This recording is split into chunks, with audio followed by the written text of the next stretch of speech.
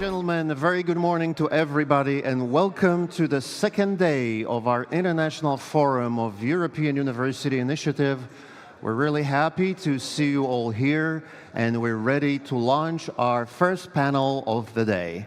The first panel of the day will be revolving around the European degree, so we'll be exploring the path leading between the universities in Europe and the European degree. So with us today is our excellent moderator with her panelists.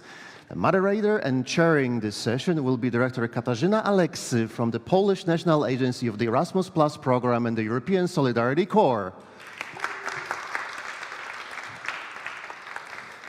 Katarzyna, as you may well know, is a director of higher educational programs at the Foundation of the Development of Educational System in Poland, which stands for the Polish National Agency, as I just said. She's an award-winning leader of internationalization, all efforts in Poland in higher education, so we're even happier to have her with us today chairing this session. With her on stage, and please join us here, is Dr. Stefan Geifes. He's a German-European academic exchange leader shaping joint degrees and cross-border mobility. Welcome, Stefan. With us here today is also Dr. Pastora Martinez Samper, an online education innovator, champion of open science across Europe. Welcome, Pastora. And it gives me great pleasure to introduce and invite on stage Professor Karl Bonnafous-Murat, a policy envoy bringing French universities closer to the heart of European policymaking. Welcome, sir. And as we said, none of our activities would be complete without the student body representatives and their involvement, so it gives me great pleasure to welcome a dynamic advocate for student empowerment and sustainable Erasmus Plus engagement in Poland, Anna Kowalczyk, ESN President for Poland. Well, we have everybody on stage. Oh, no, not everybody. We need one more. Right, we will be waiting for one more chair to be placed on stage, but we can remedy that immediately if we need one more panelist. That's a surprise for us, but it's a nice surprise, and we can put him on stage right now. So let me invite a visionary vice rector of the Poznań University of Technology, leading the internationalization efforts in Poznań, Professor Mariusz Głąbowski.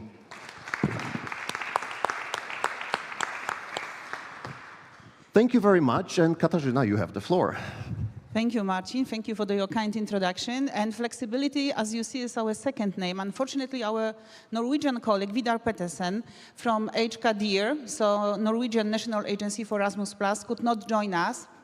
2 days ago, he sent us a message that because of his health issues, he cannot come to us. And very spontaneous, Rector Głąbowski agreed kindly just 5 minutes ago to present also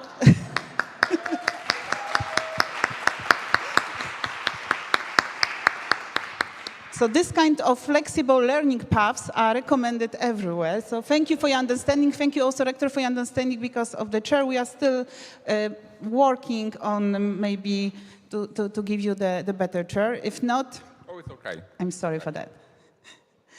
Okay, we prepared not even a presentation, but kind of background slides with our panelists. And there is no serious conference without this famous sentence. In 2017, Emmanuel Macron, at his Sorbonne speech, presented the idea of European universities.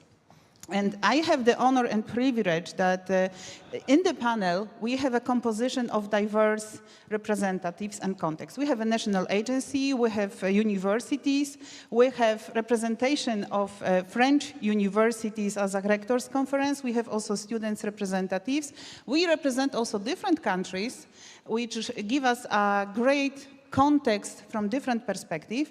And here are also top 5 actually top 4 out of 5 top countries when it comes to the number of the European universities being in the alliances. You can find our publication on your chairs, and on the very last page you see that on the very first place when it comes to the number of universities per country involved in the European alliances, the number 1 is Germany, then on second place we have France, then Spain with the third place, then we do not have Italy, but Poland is on the 5th place. So I also hope that the opinion shared today will be very representative. So as I mentioned at the beginning, there was Sorbonne, and we will start with this context. So the question will be to you, Carle. In France, is this the same momentum, the same enthusiasm for the initiative as it was in the start in the previous years? Thank you very much, Katarzyna. And first of all, let me thank you for inviting me. It's a pleasure and an honor. And I'd like to say a few words to thank the Polish Presidency as well, because they've been able to maintain the topic of the European Universities Initiative high on the agenda. And it's very important if such an initiative is to be developed as time goes by, more or less slowly for some people. But I think it's very important that the topic should remain as one of those to be made visible. So thank you very much to the Polish Presidency for this, and we're hoping that there'll be more countries in the months to come, which will do the same thing. Having said that, yes, the momentum is still very, very good. It's still very, very high. Just to give you a few figures, you know, for the last call that took place in 2024, the outcome of which was the selection of 15 new alliances, there were twice as many institutions, French institutions, being on board of the applications. And of course, those applications are European, so I'm not saying this to put France at the forefront, but there is a lot of enthusiasm for the initiative, and there are French institutions which would very much like to be able to join one of the alliances, either through a new call, which seems unlikely if it is a call that would be meant to create a new alliances, or perhaps by joining existing alliances. So there's really a lot of desire on the part of French institutions, especially, I must say, those European Universities Alliances that got the seal of excellence. There are institutions or alliances which got it 3 times, so you can imagine how disappointed they were and still are, but it shows that the momentum is high. And the second remark I'd like to make, and this was one of the issues raised yesterday, the second remark I'd like to make is that much of the momentum relies also on the joint work of European University Alliances, the Commission, but also national and regional authorities. This has been quite something too. It took some time.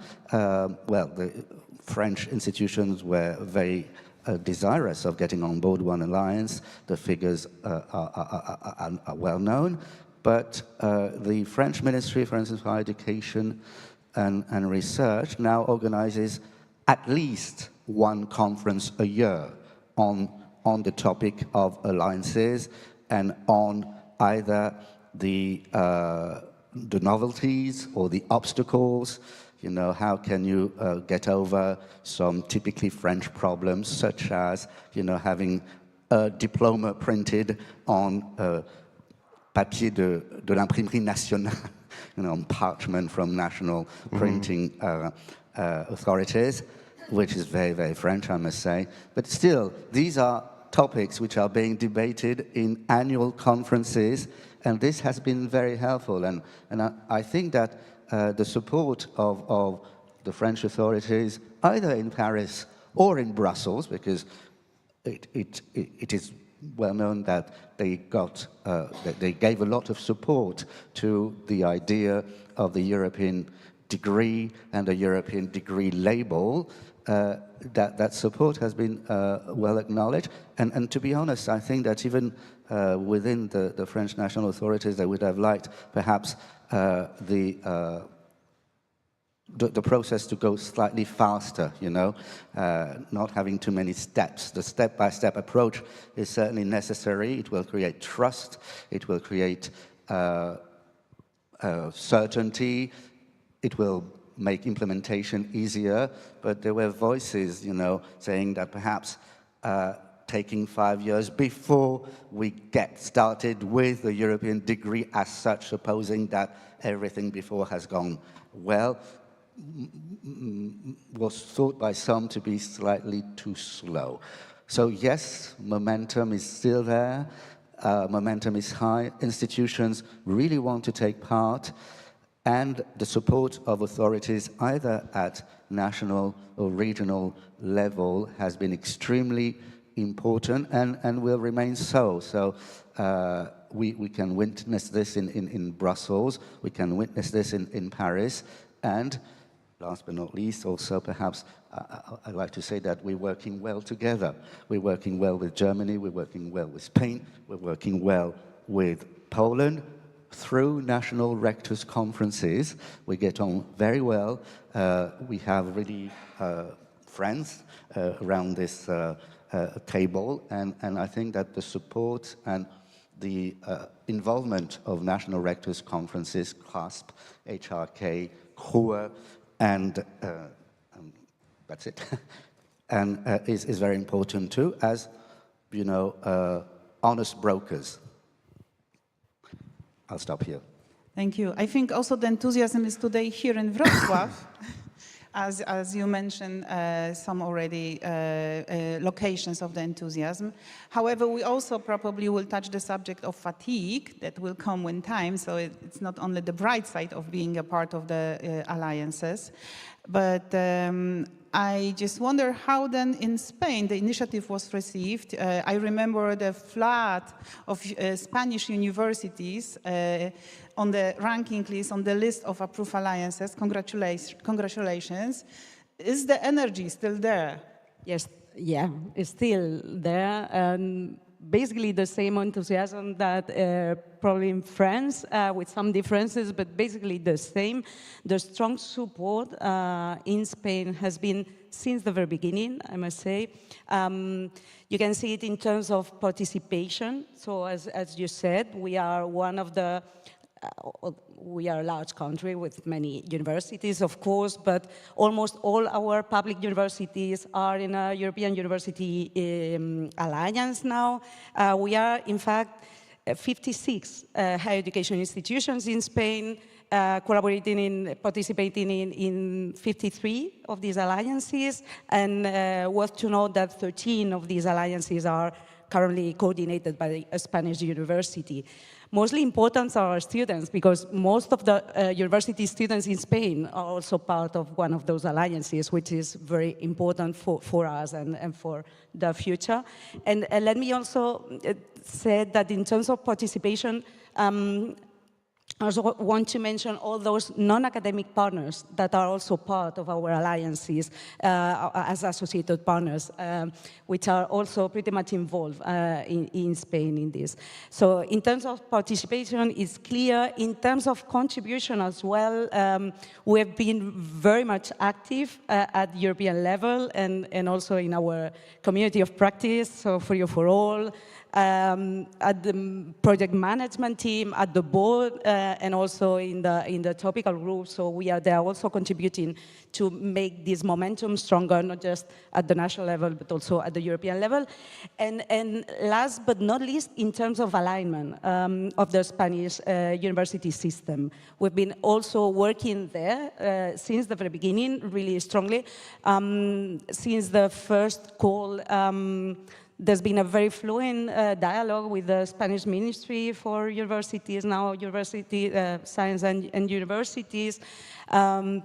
a fluent dialogue that led to an informal working group of those European Spanish universities at alliances at that point that is now get formalized in a Spanish network, this UE, you can see it after my name, that are grouping all the Spanish universities here, and I see some colleagues here of mine today with us. Which is very important because it's not just a forum for mutual learning, which it is, but also for work together with our national, also regional authorities in order to make this alignment possible. And in fact, something I want to mention is thanks to this fluent conversation with national and regional authorities, we had already some necessary regulations approved. And in fact, in less than 2 years since the launch of the European Universities Initiative, we have those minimal, although necessary, changes in our Spanish regulation framework in order, for instance, European degrees to be happening. And in that sense, yeah, there's this support from the national, regional authorities. So in conclusion, yes, strong support, even enthusiasm, and not really that tired, but I must confess that I'm one of those new alliances. We are just 6 months old, so we are still in this pushing enthusiasm momentum. So yeah, thank you. All clear. Thank you. Stefan, 65 German universities, which is 18% of German universities, are involved in the alliances. It looks like you like it. Dzień dobry. Dzień dobry. Thank you for having invited me. Not me, but also the National Agency for Higher Education in Germany. We are specialized in higher education, so we are following the initiative a little bit more intensively. And I'm also coming from the DAAD, which is running the national support program for the European University Alliance with 2 pillars, funding and at the same time a policy dialogue and support. And of course there is enthusiasm in Germany, as you said. There are 67 universities in Germany involved in 59 alliances. So everybody of you should have the pleasure to have at least one German partner to find out what we can and how difficult we are. In some points. There is a big enthusiasm for the alliances, and the enthusiasm was at 3 levels, I think. First of all, at the institutional level, they all engaged, they wanted to become part of it, and there were even more who wanted to join. There has been enthusiasm on the federal level of the government, who supported with money, but also organizing this dialogue and taking up obstacles. I thought I won't see the solution before my retirement, but there is this initiative and there are discussions to push the retirement a little bit, so the universities have a little bit more time to solve these problems. And the third level, which was not so obvious at the beginning, that was at the regional level. You know, in Germany, the universities are financed by the regions. The professors are civil servants of the regions.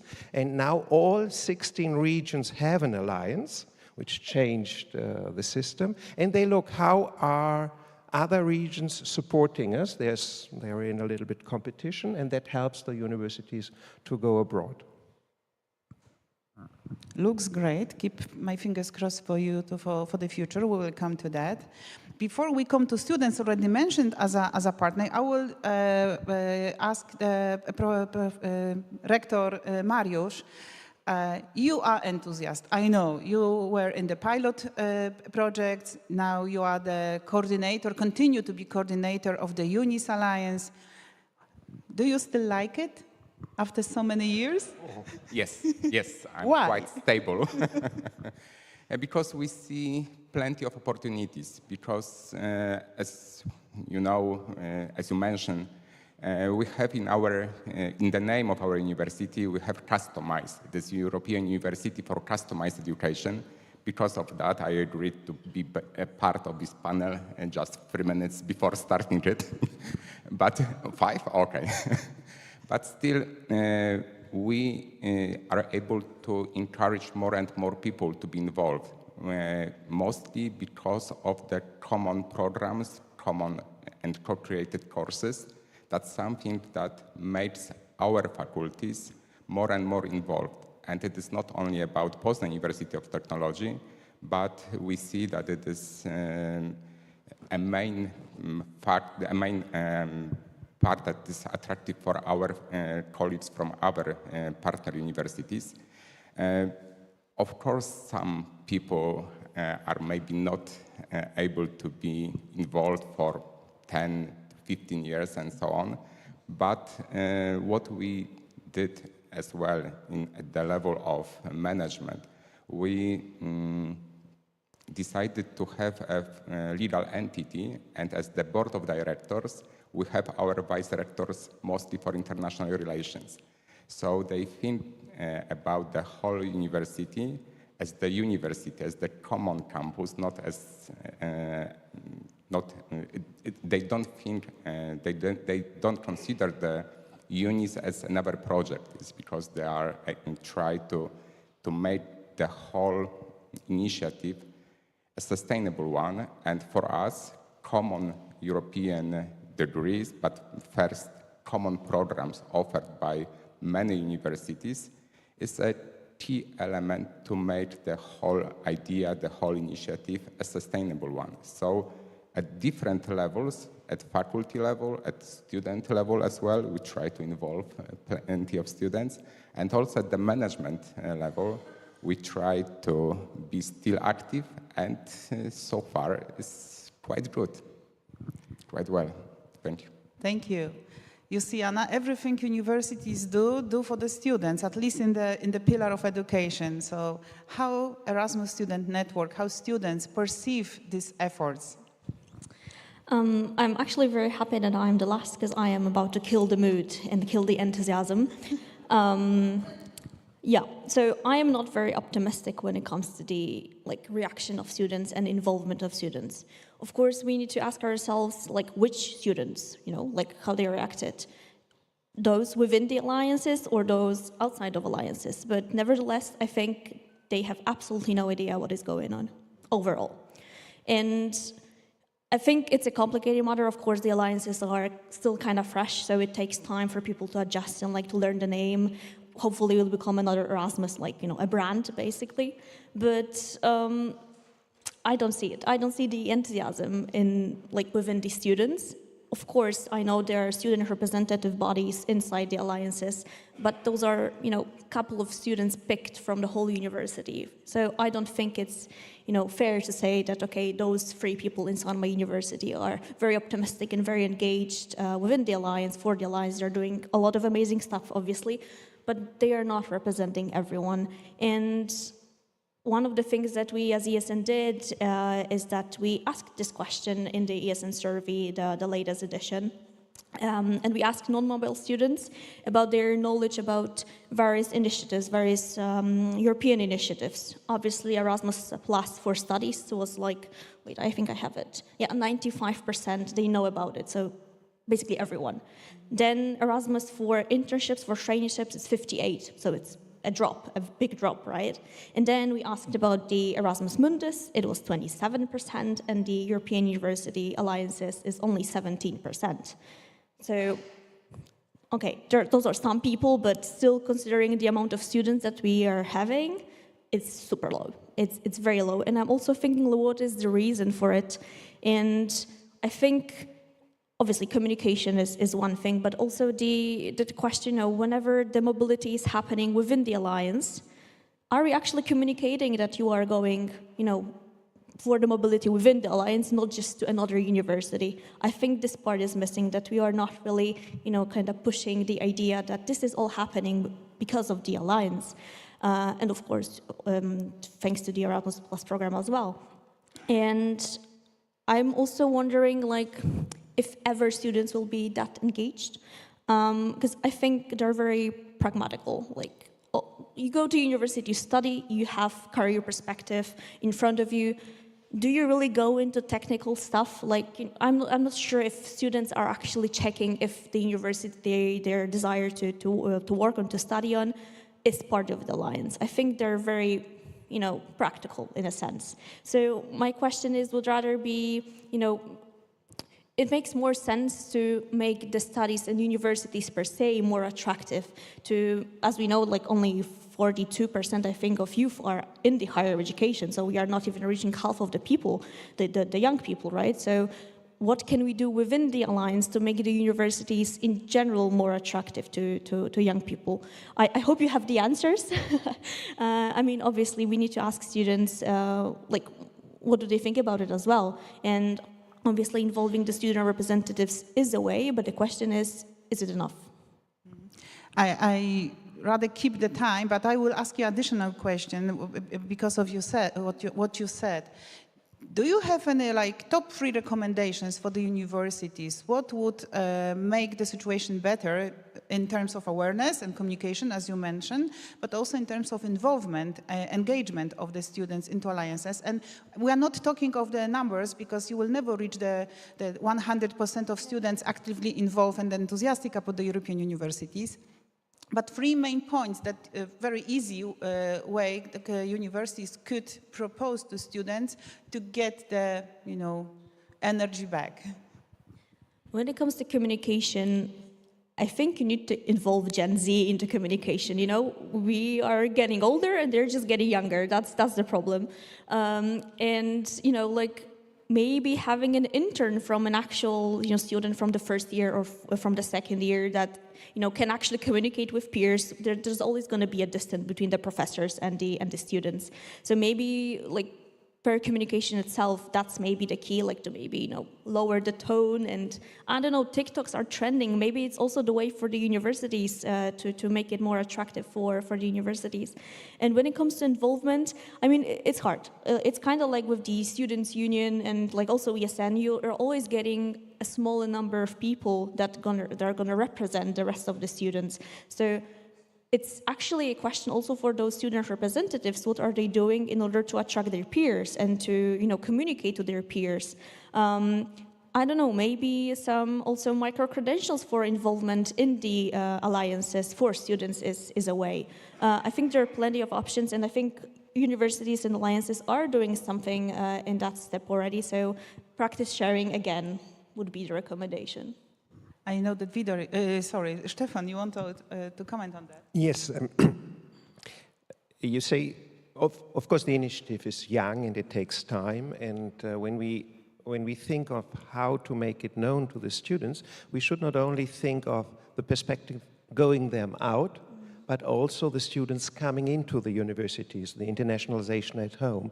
And I think with the initiative, we have a new momentum also to valorize this internationalization at home, to get them more involved into this, into the life of the university. We had this wonderful example of the orchestra yesterday evening. They are all incoming students. They're doing a perfect performance. And so the students who won't get out, and we will never reach 100% of students going out, 50% perhaps until retirement, but the perspective of incoming student and valorize them for internationalization within the institution is something I really think is very important and has been pushed by the initiatives, because they are not only incoming students, they are students from your network, and this changed their impact on the internationalization.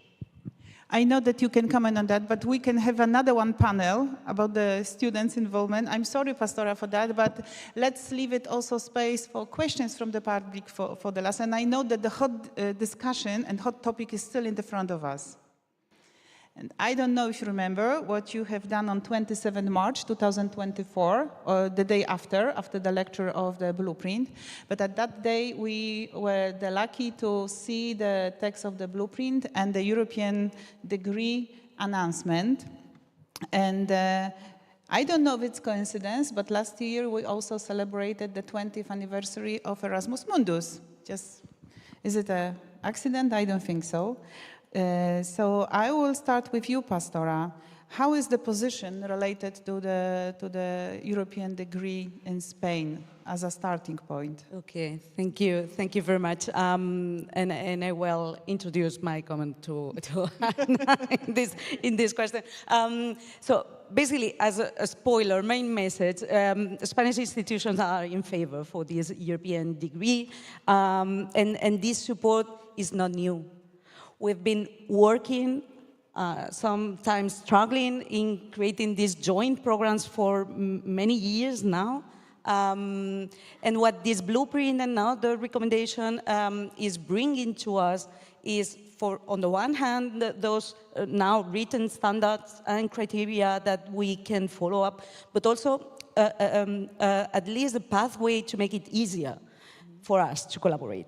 And this is very important. And this is something that, because in the past we've been, Spanish universities have been involved in joint programs as double degrees, even multiple programs, but now with blueprint, with the recommendations, and with some changes in our own regulatory framework at the Spanish level, it's somehow easier to go forward this stable collaboration we need. And this is another thing I think Alliances are bringing also to the students, perhaps without knowing it, at the student level, that it's going to be much easier, it's already much easier to establish this collaboration among the universities and so among the students in these alliances, thanks to that regulatory and even funding. It's here to make it easier.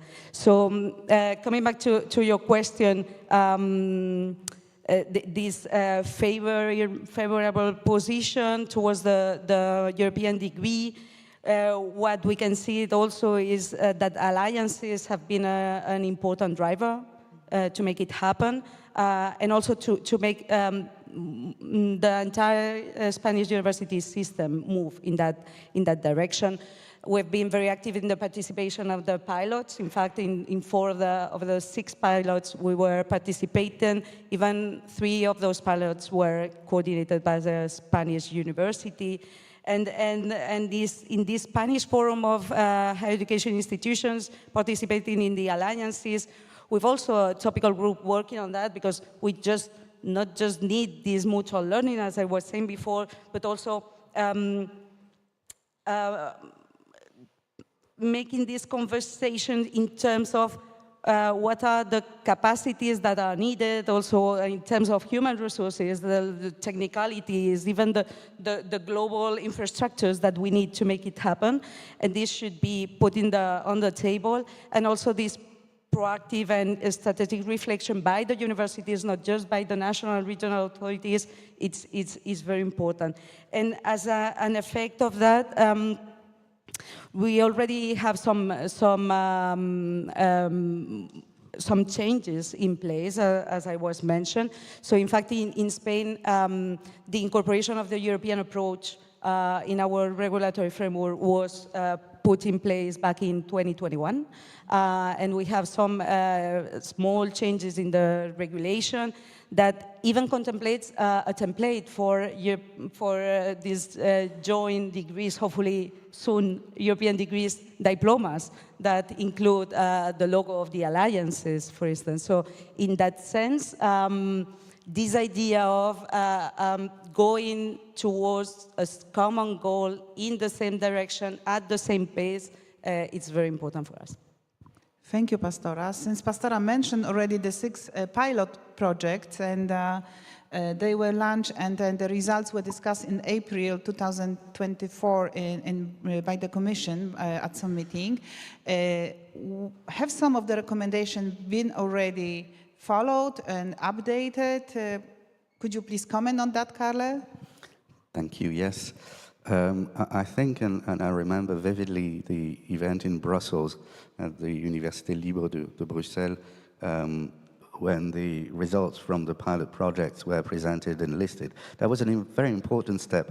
I think it was a good initiative on the part of the Commission, but the results were very tangible and very useful, in as much as they emphasize the outcomes, the first results, but also the obstacles. And this was a defining moment, I believe, and I've tried to go through some of the results of those projects, and it's very interesting because it's a kind of dialectic between the European situation and the national situation. For instance, Pascal, you mentioned the European approach. I mean, everyone is aware that this might help the European degree label, and degree itself might help everyone with the European approach, and we need it in France, but also some very specific issues.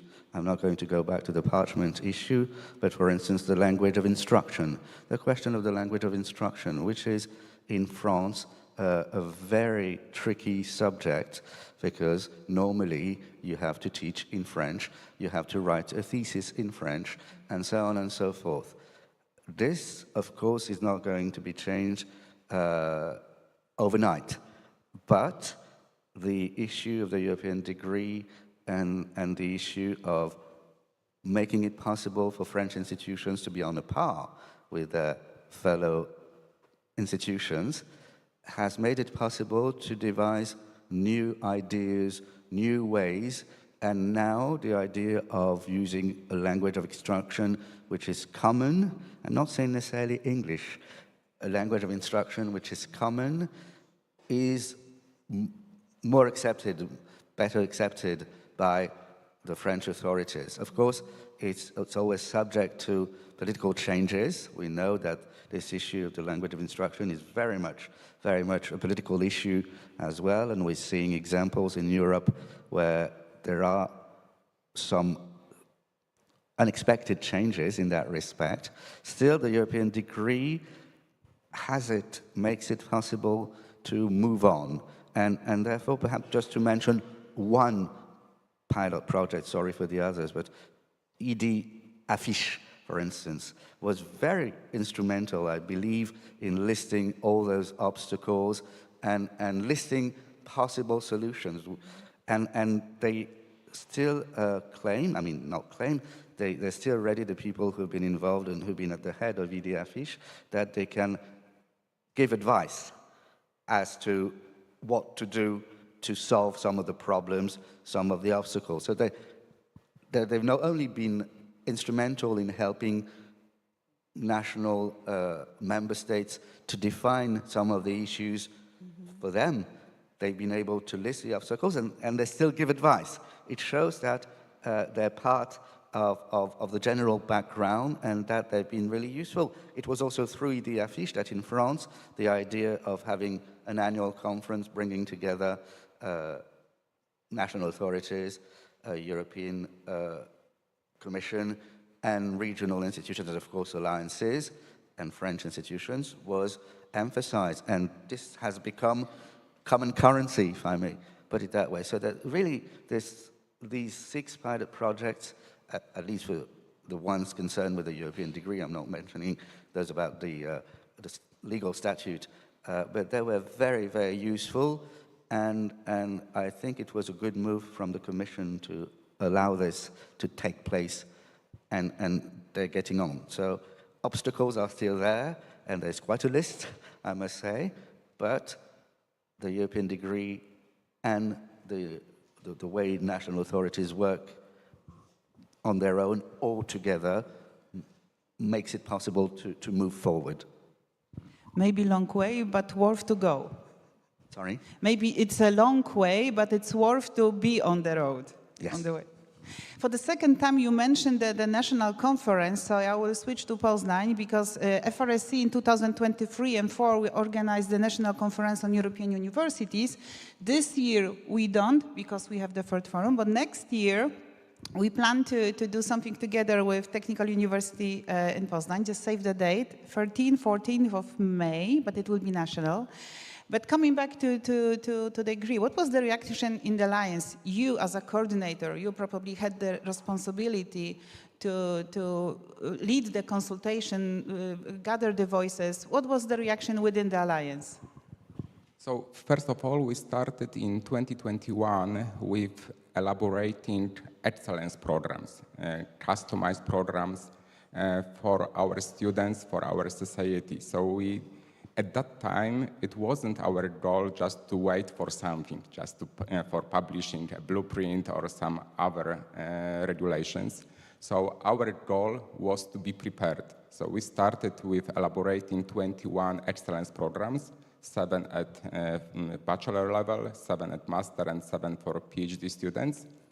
And at the same time, we also gathered information about regulations at university level, at state level, from all the partners. So we were aware what are the main obstacles in having offering common programs, how we should admit students, how we can graduate them, and so on, as the whole alliance.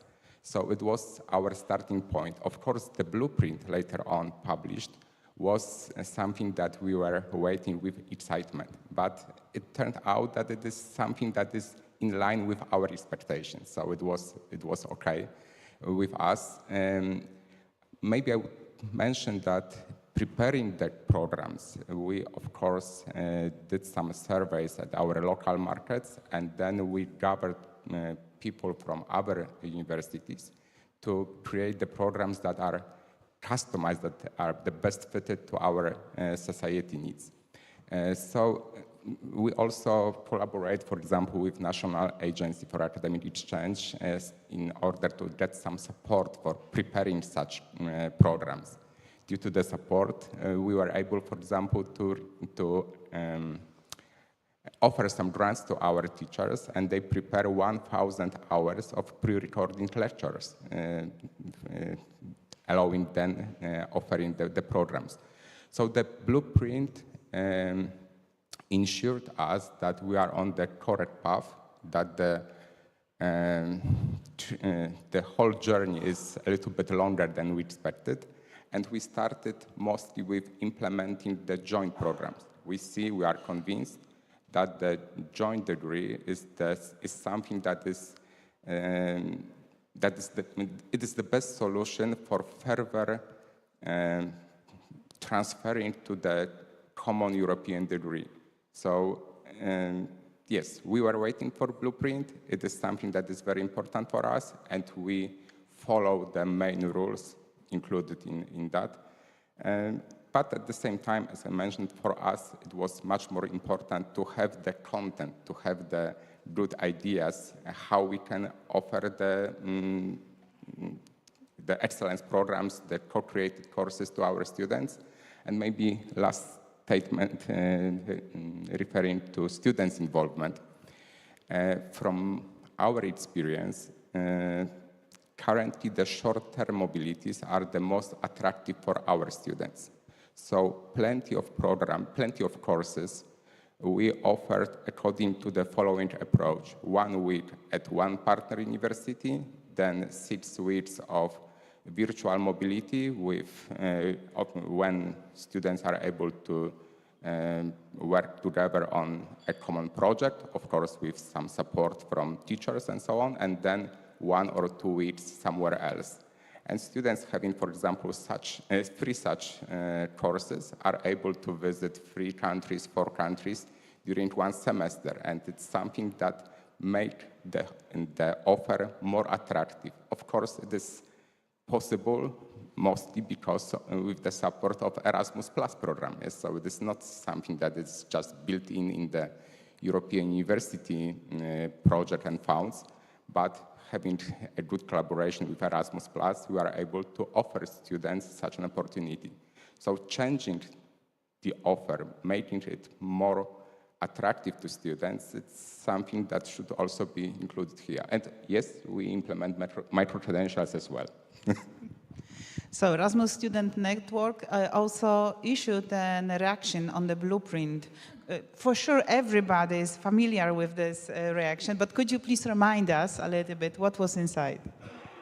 Yeah, so of course the first reaction was like, yeah, it's here, but then we're like, wait a minute, it's, you know, the principles of the European degree, it's not that far from the recognition within the Erasmus mobility.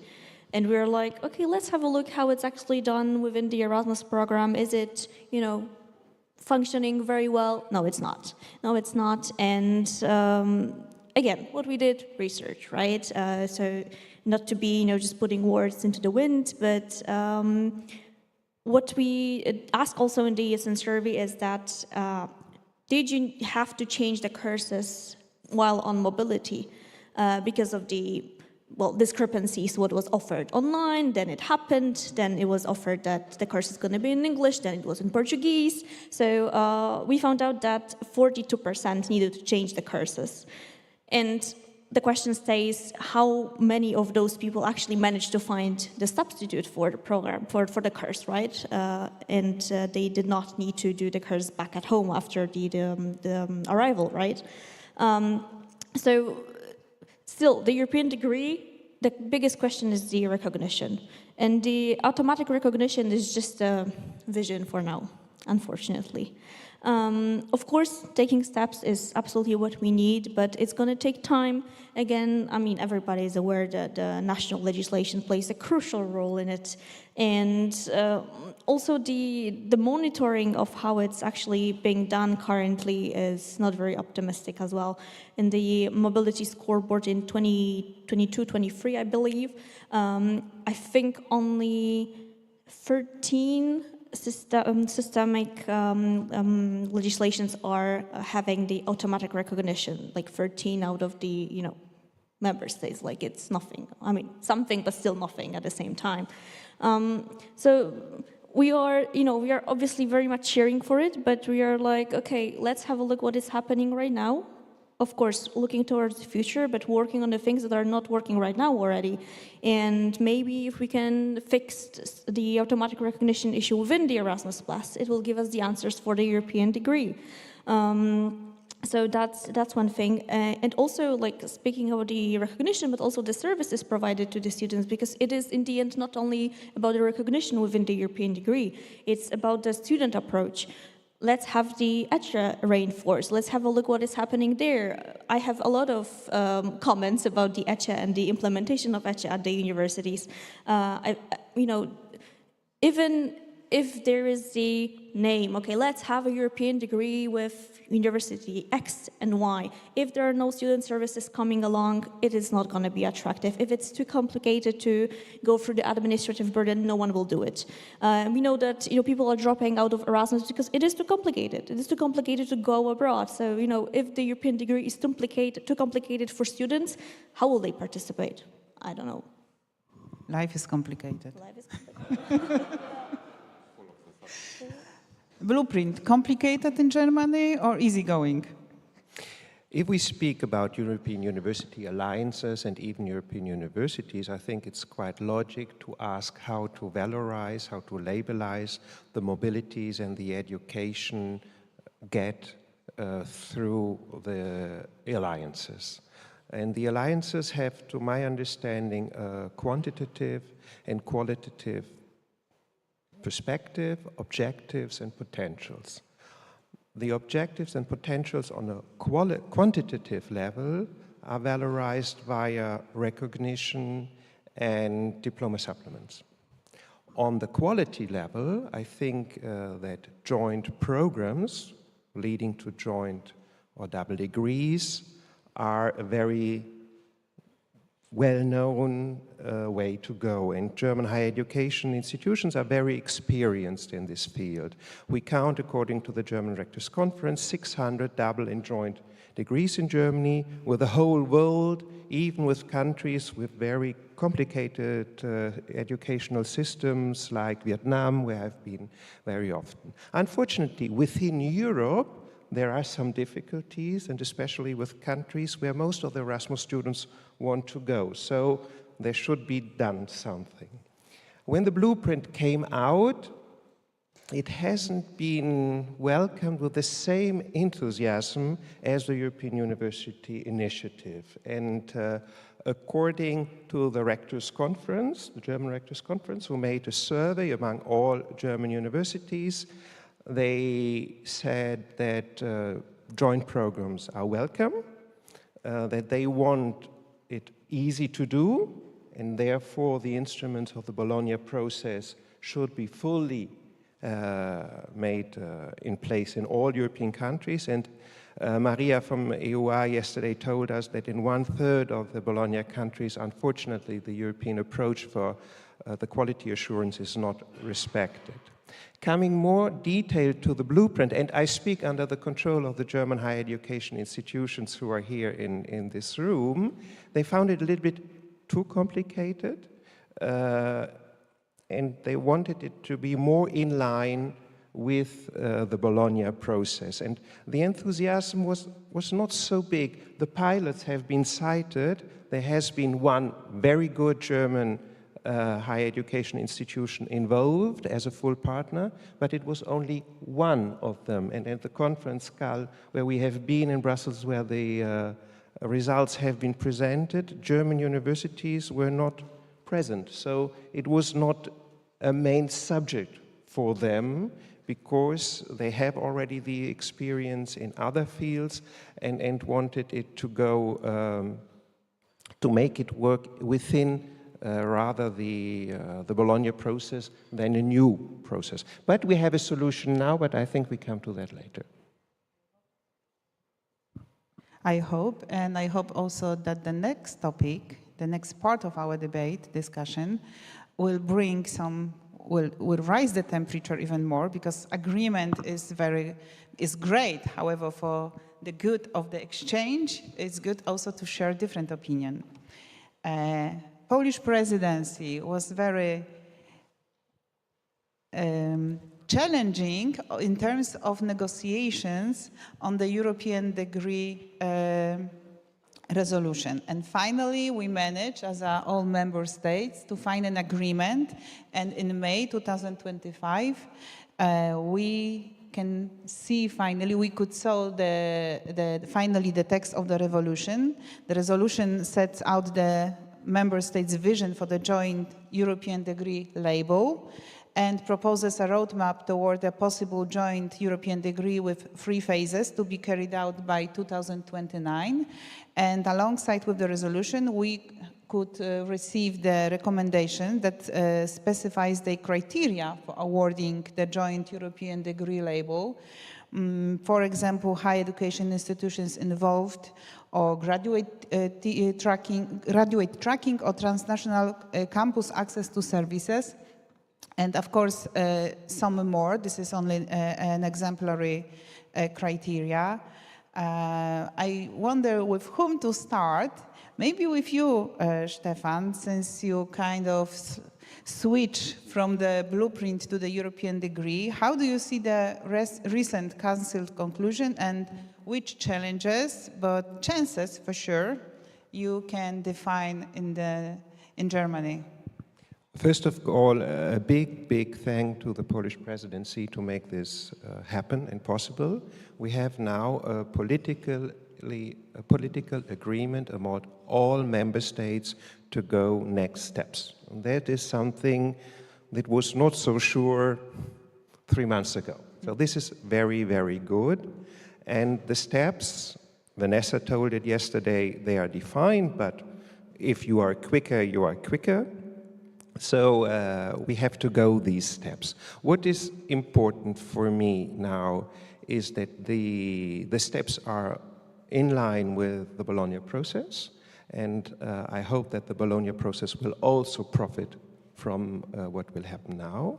Everybody is invited.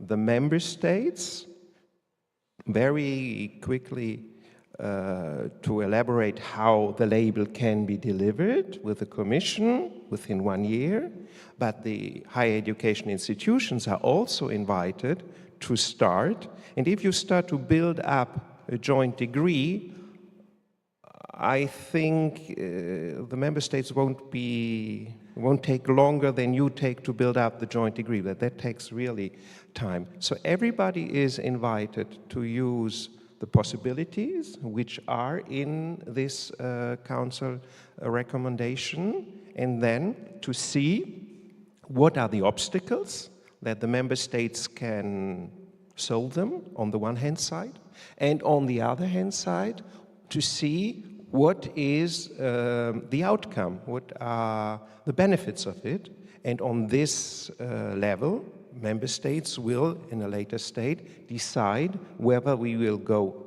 further from the label to a degree, but on a really more experienced base than we had with the pilots. And therefore, thanks again, a big applause to the Polish presidency to make this happen. I will pass on the applause to our negotiators and to our host. I was looking for Professor Patrycja Matusz. She's not here, but I will pass it on to Patrycja.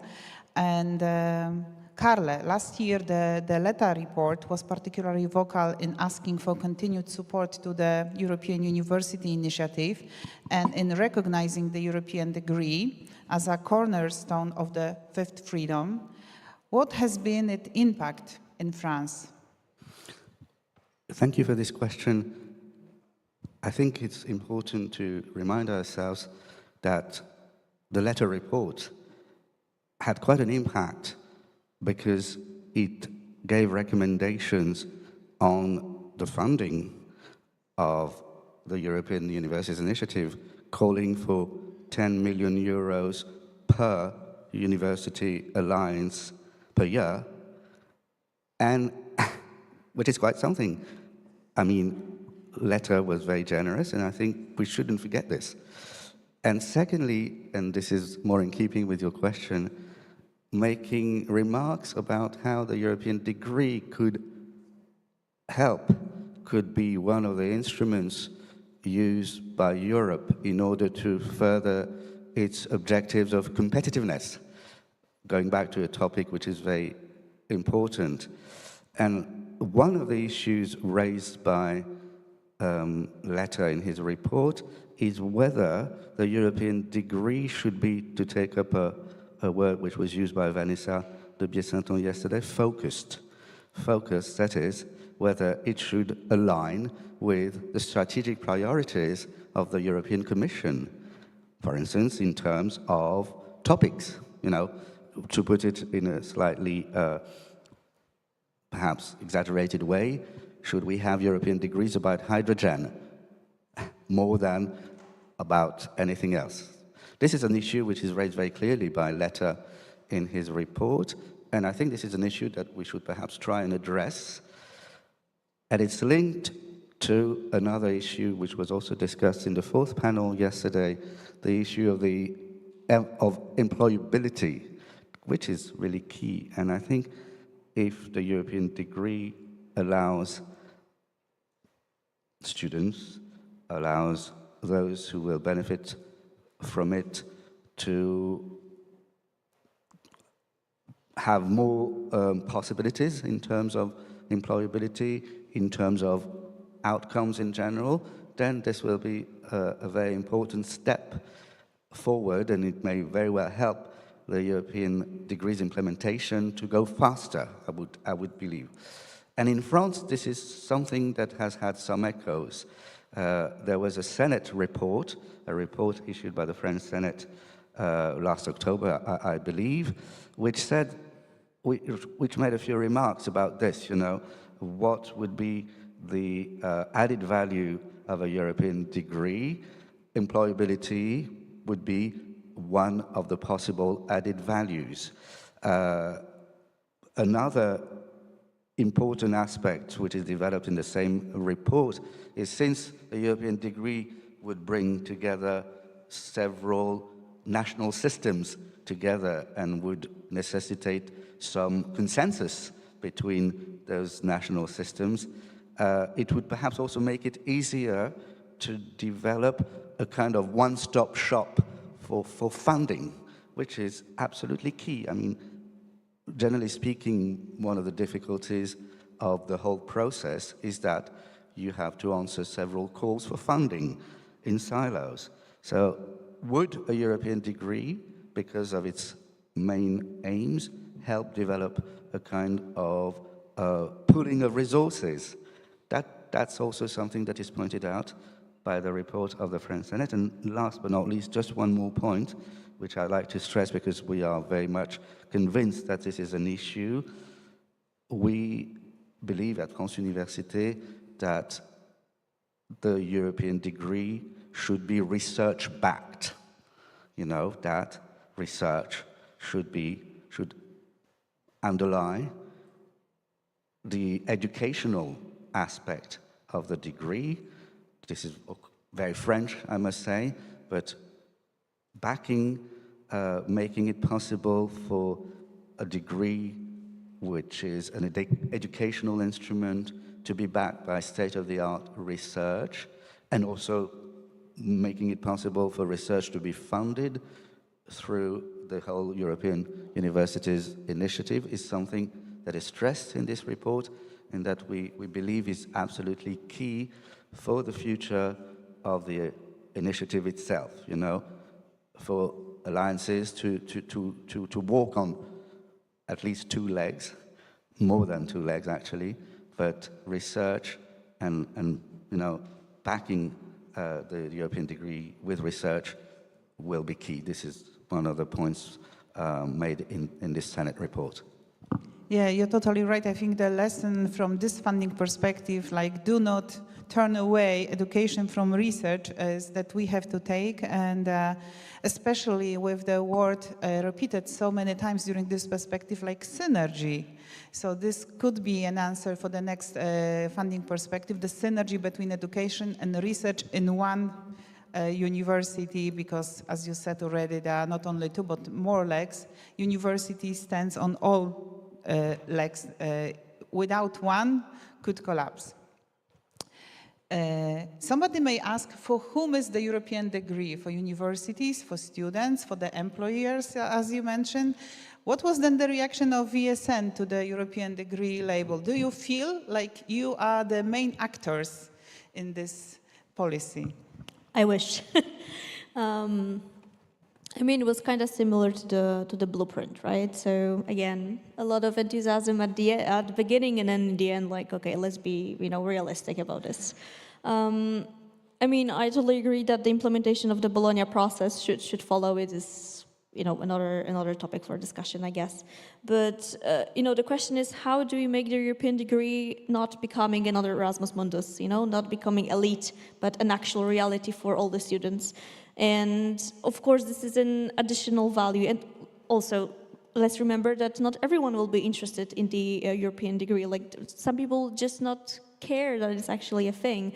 And again, it will take years that, you know, the added value of having a European degree would be a better career prospects and perspectives and, you know, internships and research as well. But I think we are far from that, to be frank. But also, like, speaking about the accessibility of the European degree, is that those smaller universities that are not within the alliances, I mean, not even the smaller, like generally speaking, half of the universities in Europe are not in the alliances. So how do you make sure that they are following what is happening already now with the alliances first, then with the European degree, the whole quality assurance? So it is a complicated topic, and also, of course, money as always comes into question. Like, how will we ensure that the money is split equally to assure the same quality of the European degree as should be, well, European, right? So that the quality should be the same.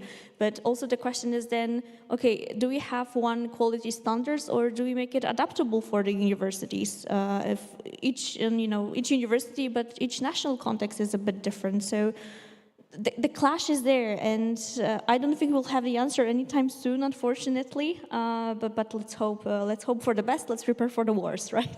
I think that's the saying. Obviously, I think the label, and I mean, first the alliances, then the blueprint, now the label, really created a momentum for the future thinking, right? Obviously, the geopolitical situation is as it is, and obviously it is the high time to do something about it. The question is, will we be fast enough, you know, to follow up with the rest of the world? I will not answer that. I will not kill the mood again. Okay, Mariusz, so when will you have the first European degree label? This year, next year at the Technical University in Poznań?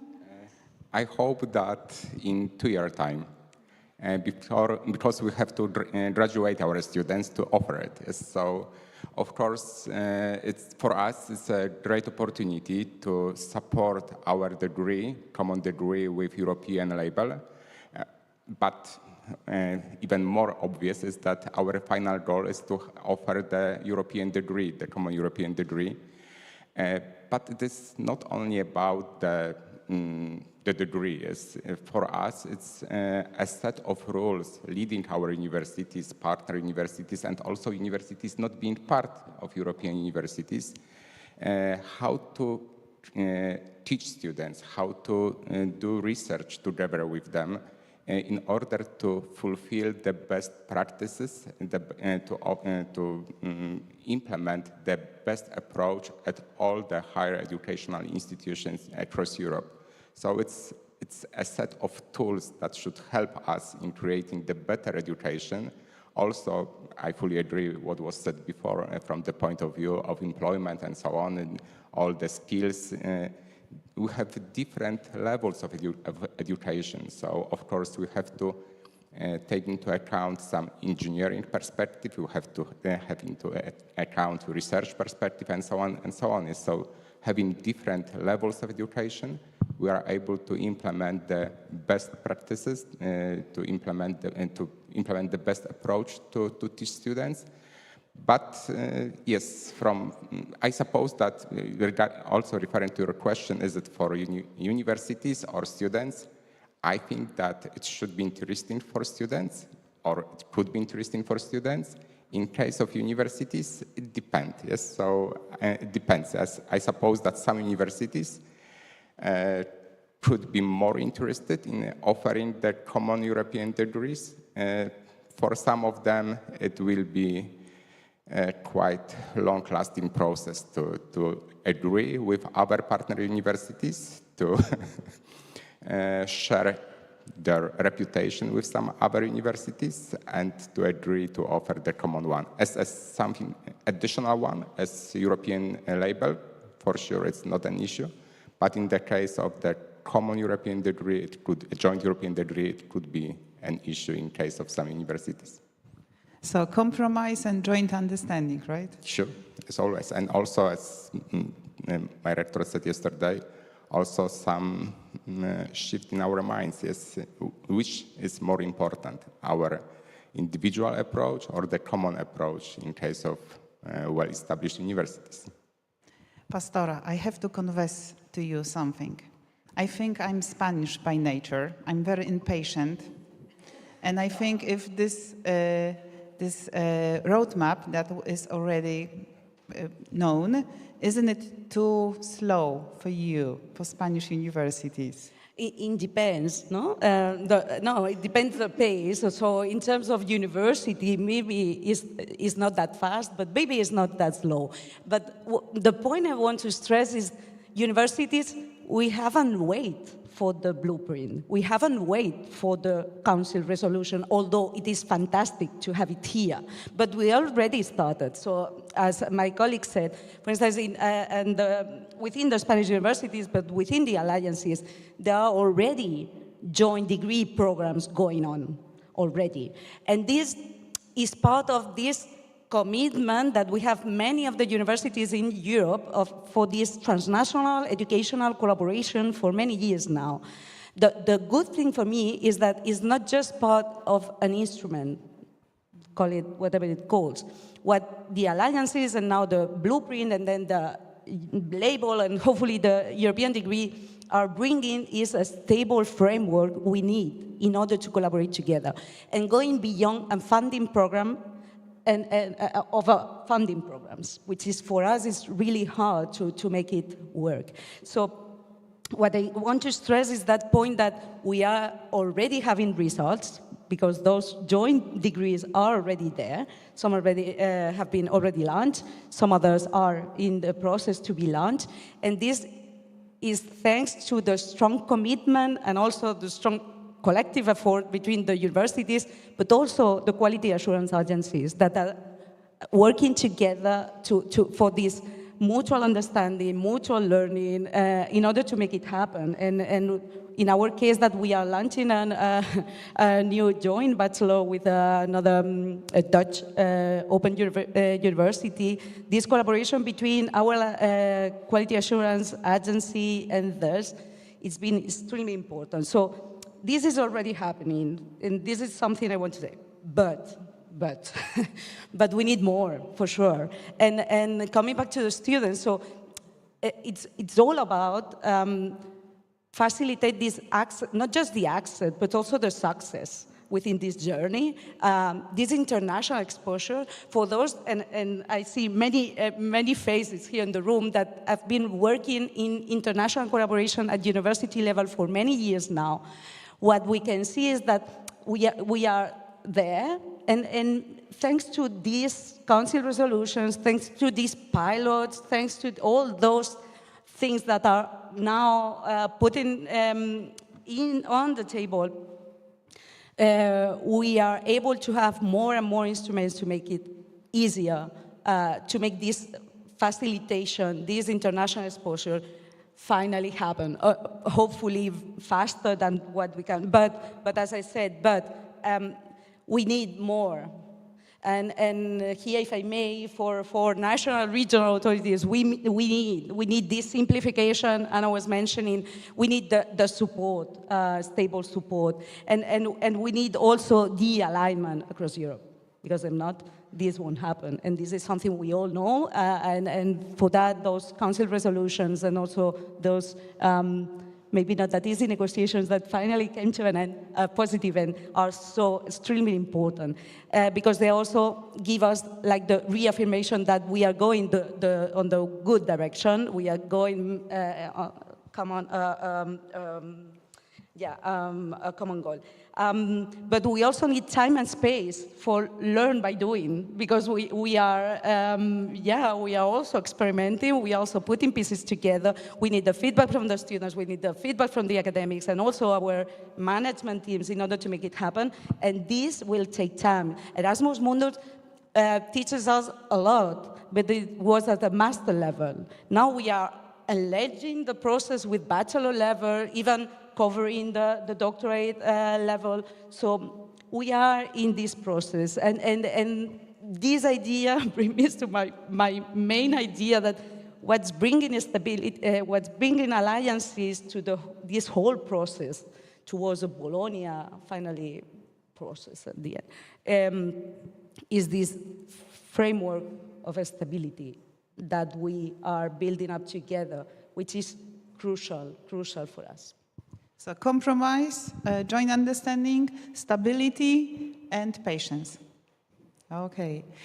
Looking at the clock, we have 15 minutes left, so I would then ask you maybe this line for a really short kind of, looking to the future. What, Stefan, is your suggestion to universities and alliances for the future? My clear suggestion is to experiment and to use the possibilities we have now. There is the framework which has been discussed. Vanessa announced yesterday 2 calls for the autumn, one for the universities to test, and one for the decision makers to go further in the negotiations. So both the universities and ministries and conferences and all the other involved people should use the possibilities we have on the framework and on the call basis. That's my clear message to the higher education institutions. Thank you, Stefan. Pastora. 3, your recommendation to European degree to make it happen, the vision, to make it happen. It's already happening, or we are in the process to make it happen, and to fulfill all these criteria that are that were also put in there thanks to the pilot and now reassured by the council recommendation. So we need this time, space for this learning by doing, and this is crucial for us, for the universities. We are putting the pieces into the same puzzle. We need the support, simplification, and alignment, again, across Europe to make it happen. The more member states are aligned in that direction, the easiest for us and for the student will be. And we need this stability for the alliances in order to continue to be those drivers to make it happen. So in that sense, maybe my last words would be, please yeah, it's important to stress the point that we need the continuation of the European Universities Initiative within the next multi-framework Funding period. funding period. Yes, thank you. Thank you. Carle, since you mentioned the research part in your previous moment, how could European University Alliances contribute the new initiative, Choose Europe for Science initiative? I think now that this Choose Europe motto is everywhere in all the texts of the Commission, you know, the new strategy for startups and scale-ups mentions the Choose Europe dimension. I think it would be interesting to try and see how European Universities Alliances can contribute to that Choose Europe dimension, because they are very attractive.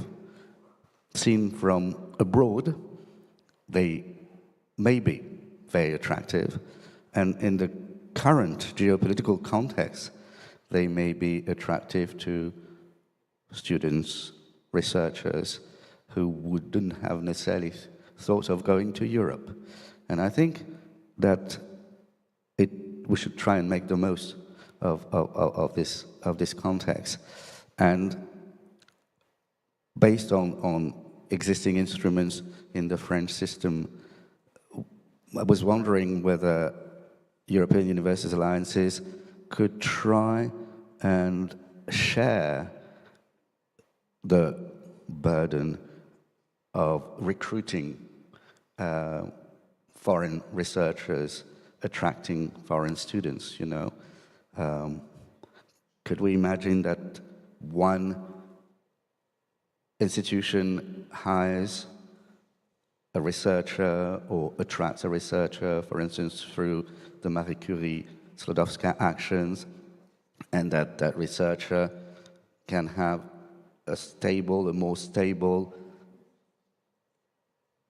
work career thanks to the others, you know, sharing this idea of choosing Europe and sharing the values which are behind it. That is the idea of stabilizing the prospects of early career researchers in particular.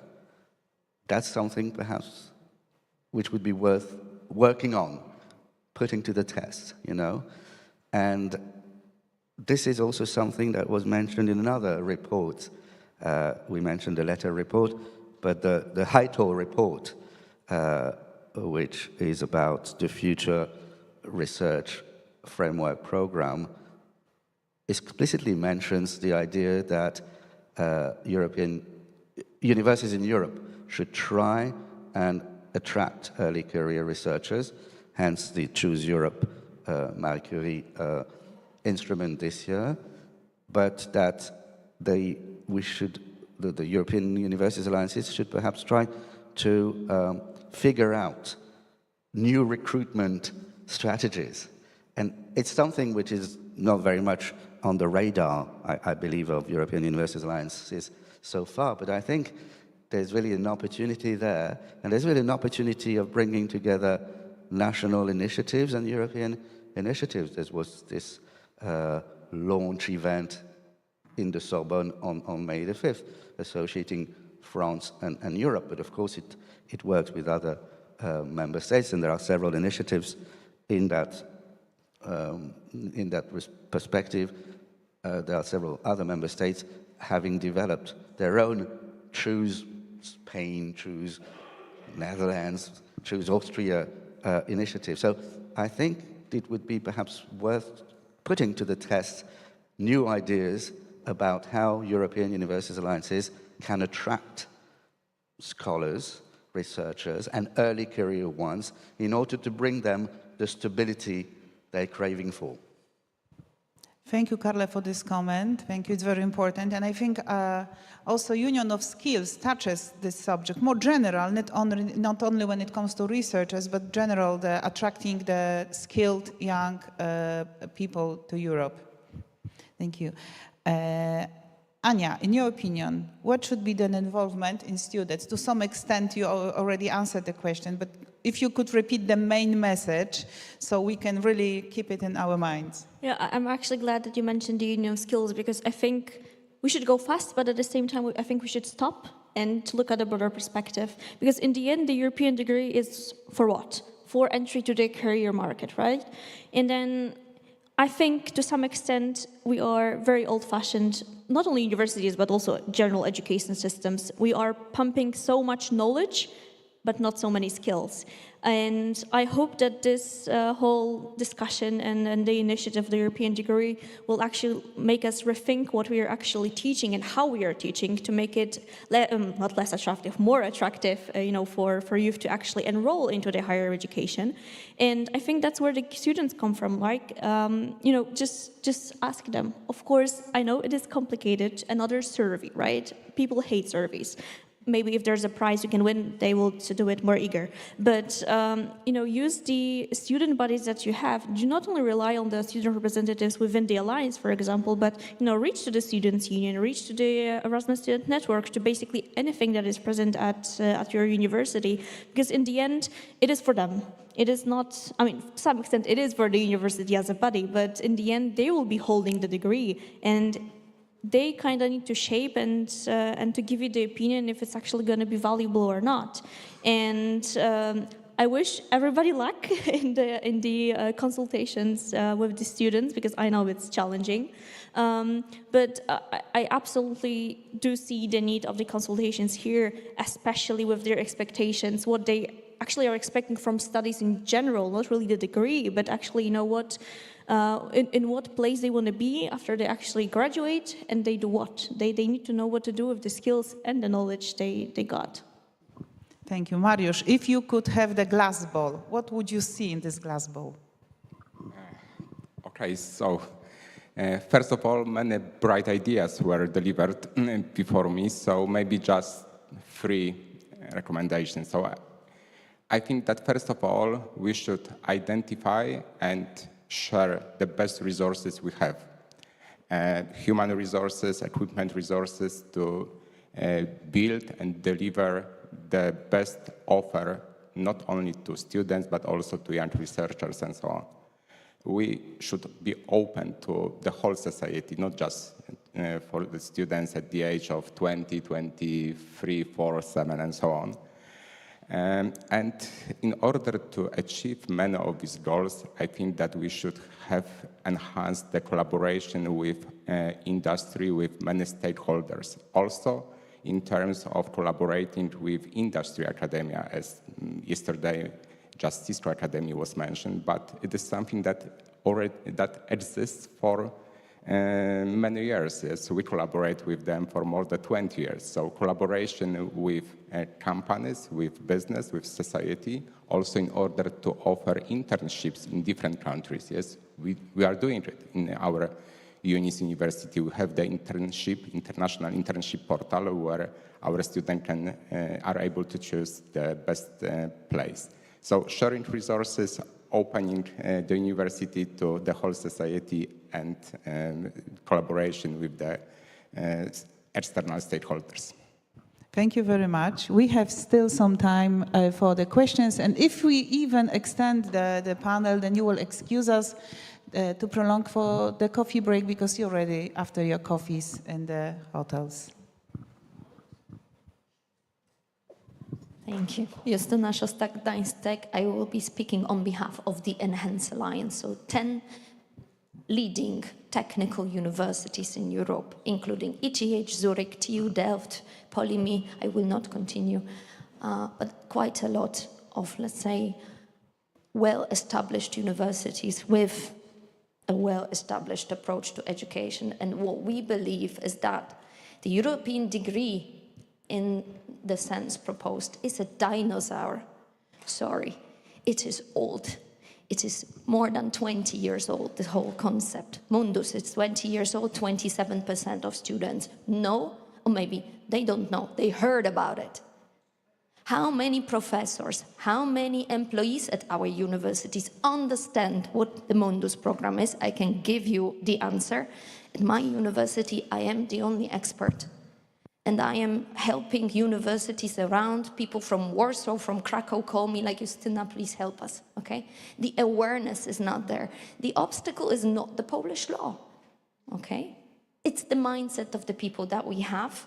I mean, we really need to upskill people that are in our institutions to allow seamless collaboration that is international, because it's already possible. We do have the instruments, we have Bologna tools, we have Lisbon Convention of Recognition. Let's just finally implement it instead of bringing a new tool, paying a lot of money into something that maybe in the end is just going to solve the problem of the language of instruction. I mean, I am serious right now and blunt, sorry for that. So I'm spoiling the enthusiasm. But our enhanced approach is that joint program is joint design and delivery of educational components. It is not a joint piece of paper that we may sign in the end, even if it's the king signing the document, and the competencies were not delivered to the student. It really does not improve the employability of the student, of the graduate. If I have a possibility to issue my own national diploma that will be widely recognized in Europe, and this is what I need for my graduate to secure, let's say, recognition, then I can send my student semester after semester in this very agile approach that is fantastic for all these technologies like deep tech, material science, engineering in general, civil engineering. It is really moving at such a fast pace that if I can send my students on Erasmus, you know, and then cherry pick the universities that are the best at this precise moment in time, this is what my student needs. This flexibility that is not embedded into joint programs. They will be stiff programs. When I can send my students to micro-credentials, etc., and I can really choose them randomly all around the world to equip my student with the best knowledge ever. So I think that maybe we should redefine a joint program. That joint program is about education, the learning outcomes in general, not about pieces of paper. We have to solve the problem of recognition, as it was mentioned by students. They struggle in Erasmus with recognition. I'm so sorry for interruption, but I know there are some other questions in the room. If you could ask the question, or it was just a comment.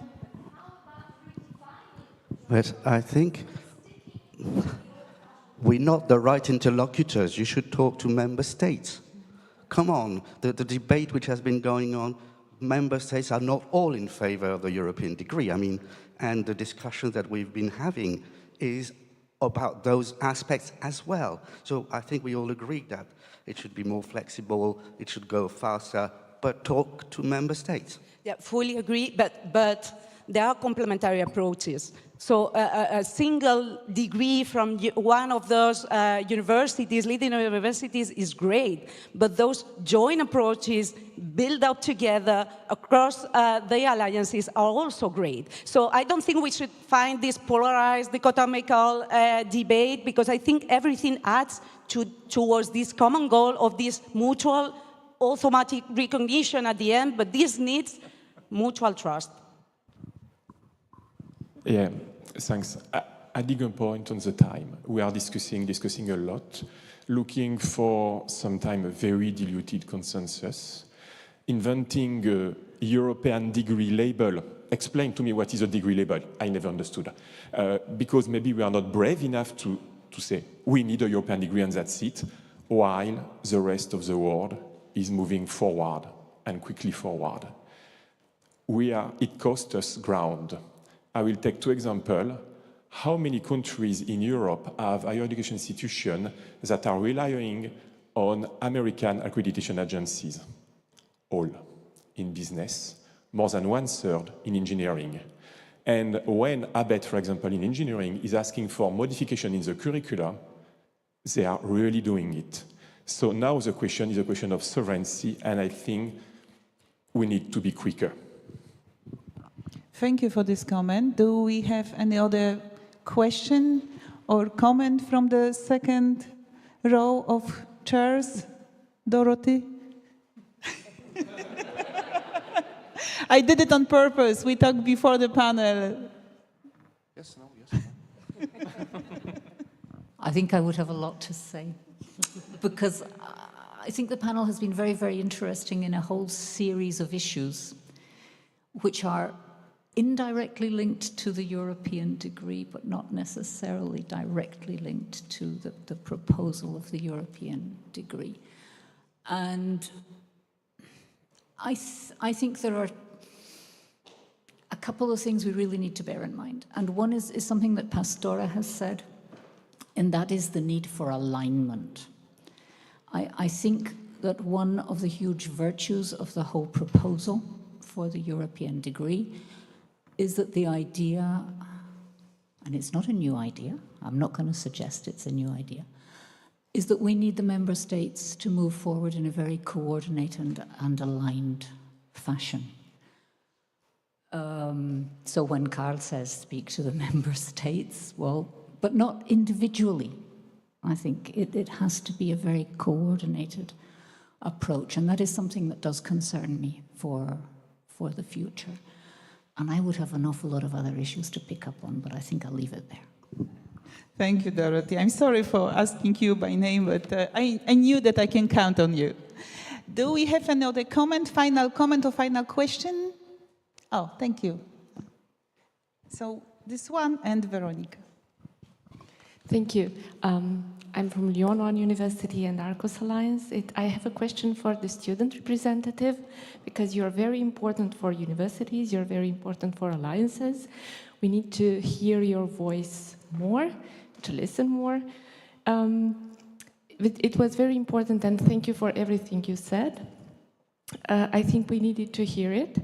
The question, to end on a positive note, what were the positive aspects identified by students or ESN, both in European universities initiative and European degree or degree label?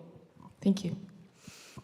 I think the positive thing that for sure I can share is that I think we are integrating and we are pushing the European values, and I think they are needed more than ever.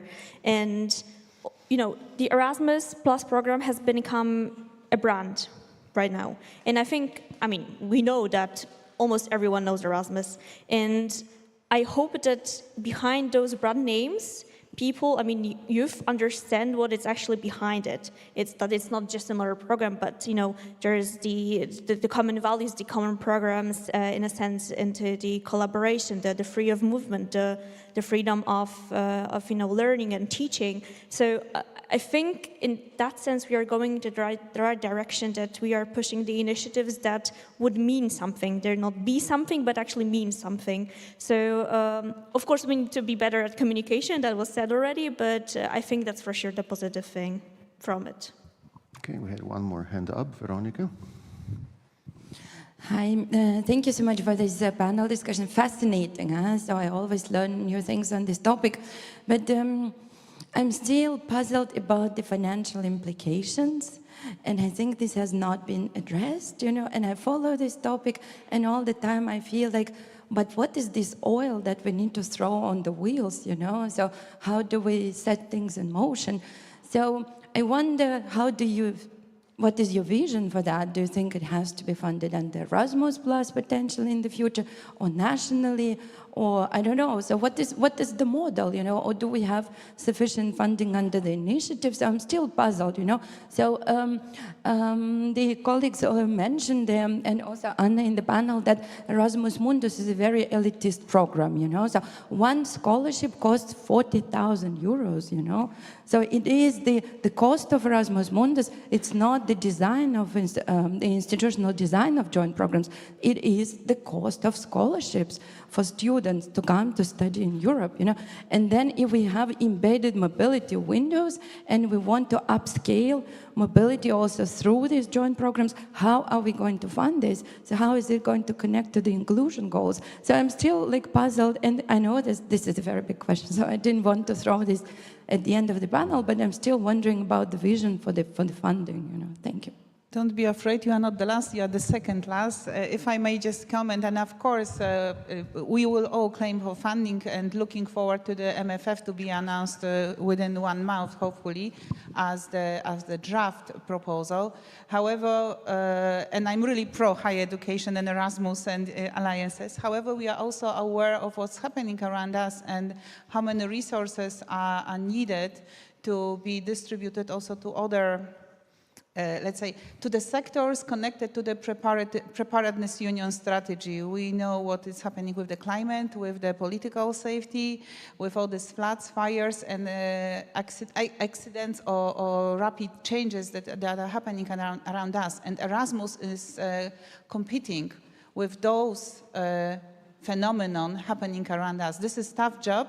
We are asked very often by the Commission, give us more arguments to convince the parliament, to convince the policy makers to increase the budget in total for Erasmus and additional initiatives. And we will continue on that efforts in different fields, in different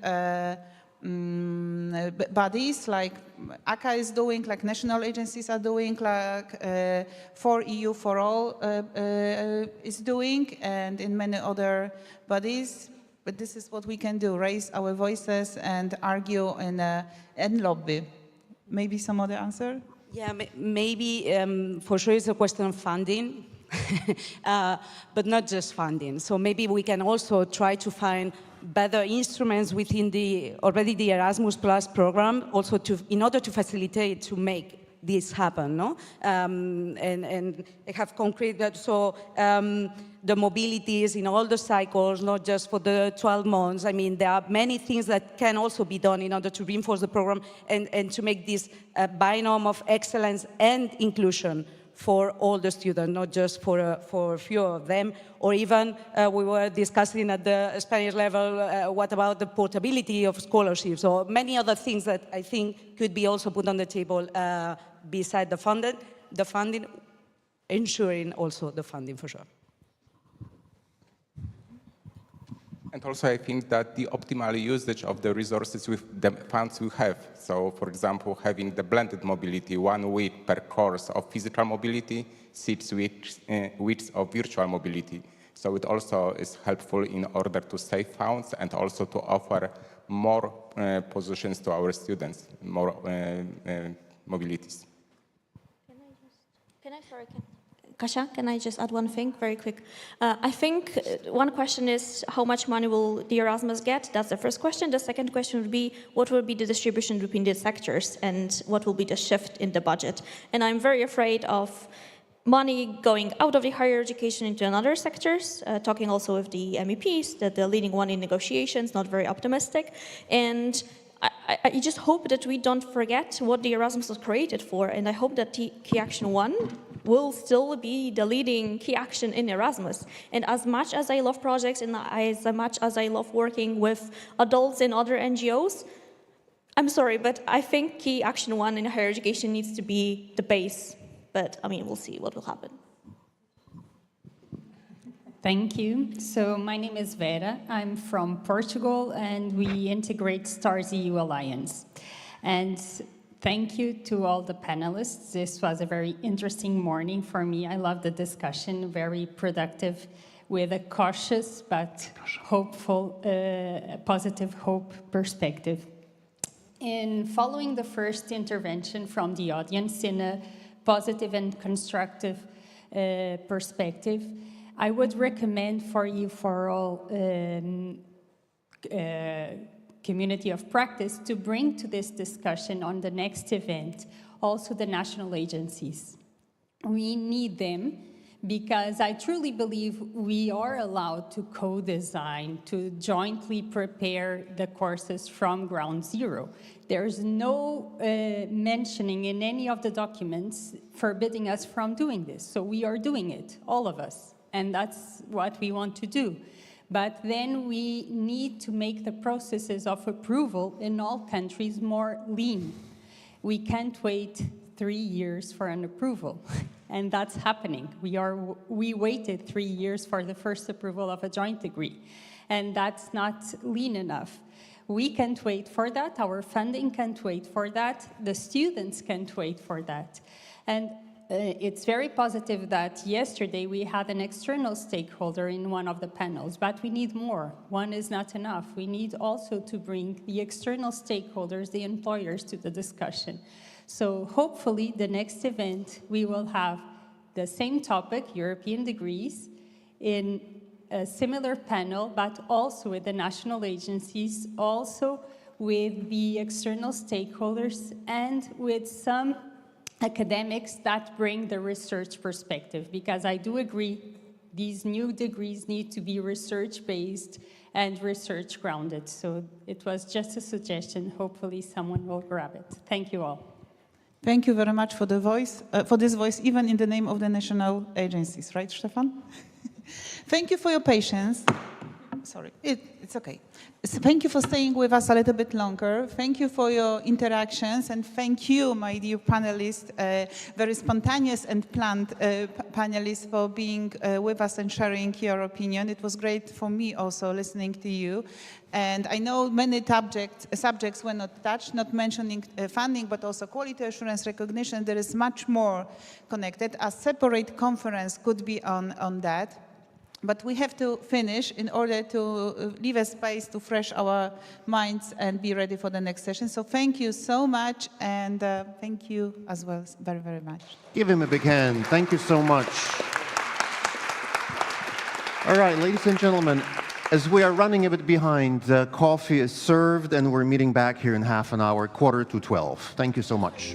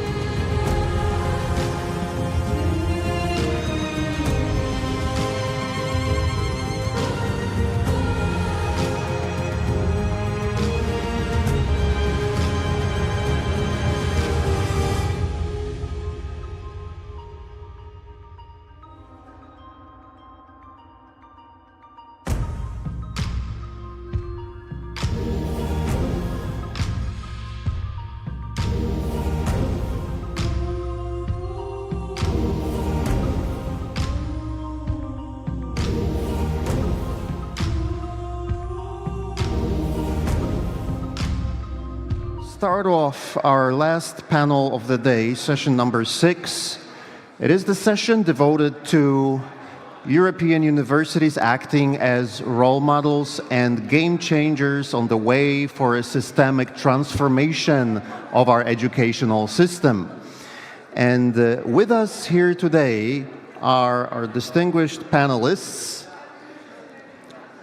led by the moderator, Secretary General of the EU University Alliance for Global Health, Emily Helmeed. Give her a big hand of applause. Emily Helmeed. Emily is not only Secretary General of her alliance, she's also Vice Chair of 4EU for All and a former educational leader at Sciences Po in Paris and international advisor both with OECD and UNESCO. And joining her on stage we have Ms. Anaïs Goulko, coordination expert from Campus France, connecting French academic diplomacy with European vision. Welcome.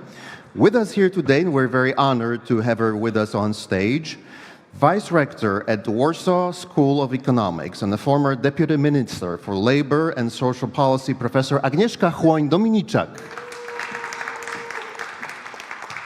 Professor Dominiczak is an economist, a demographer driving evidence-based education and labor policy reform. Welcome. With us today is also Dr. Mattia Bellotti, an engineer and strategist cultivating academia, industry, and policy synergies through the Utopia network, of which he's a Secretary General. Mattia.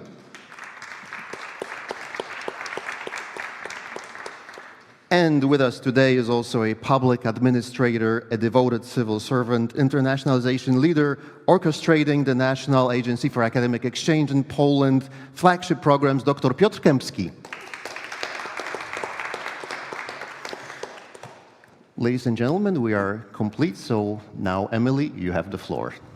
Wonderful. It's so great to still see you, so many of you here. You've just had some energizing coffee or tea, and you'll need it because our panel has decided that we're going to make this quite dynamic. And so you are invited to take part in this session in a similar way to us. And I need to make sure that you all have cell phones. Is there anyone who doesn't have a cell phone? Oh, phew. So we might be opening a Pandora's box, but you are permitted to use your cell phone during this session because you have to. Oh, excellent. It's on the stage already. So we're going to dive in with a question immediately for you to sort of set the scene for this panel. And it will turn into a beautiful word cloud. We hope it will be beautiful. Be careful what you say. It will be stuck on the screen for the next 20 minutes. So if you don't like it, please erase it. You can give as many words or phrases as you'd like, but the idea is for you to tell us what it really means to be a role model in higher education today. I'll go back just a second. Especially in a time that demands cooperation, resilience, flexibility, and responsiveness, and any other of the key words that we hear repeatedly these days from the European Commission. So if you could give us a few of your ideas, starting now. It should be fairly simple, but if you have any issues, please turn to someone next to you. And it should be worked out.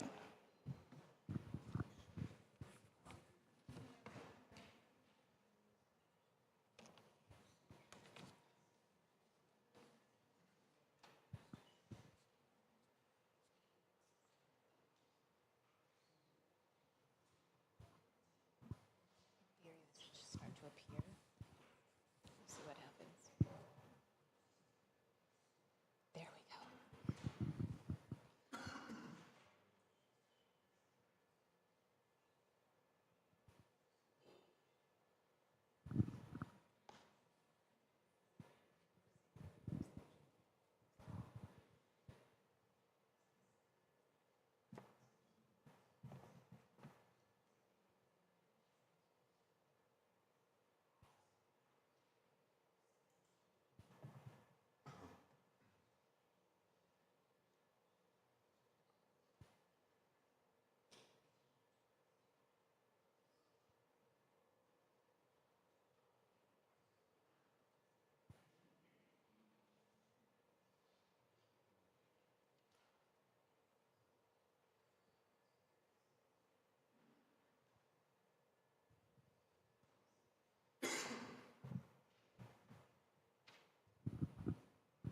Wow, thank you for your amazing ideas.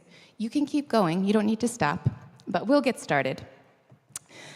So I think we've seen some best practices over the last day and a half or so, and we'll try to learn from those lessons today ourselves. And one thing we'd all 5 of us like to do is to contextualize a little bit our remarks before we share them with you. So I'll go first.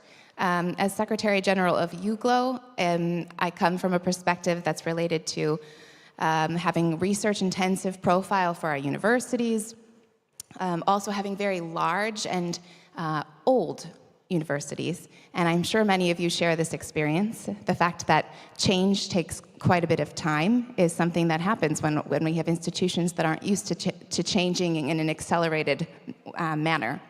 I also come as the Vice Chair of For You For All, and so I'm trying to always think about how we can be more representative of our diversity between all of our alliances.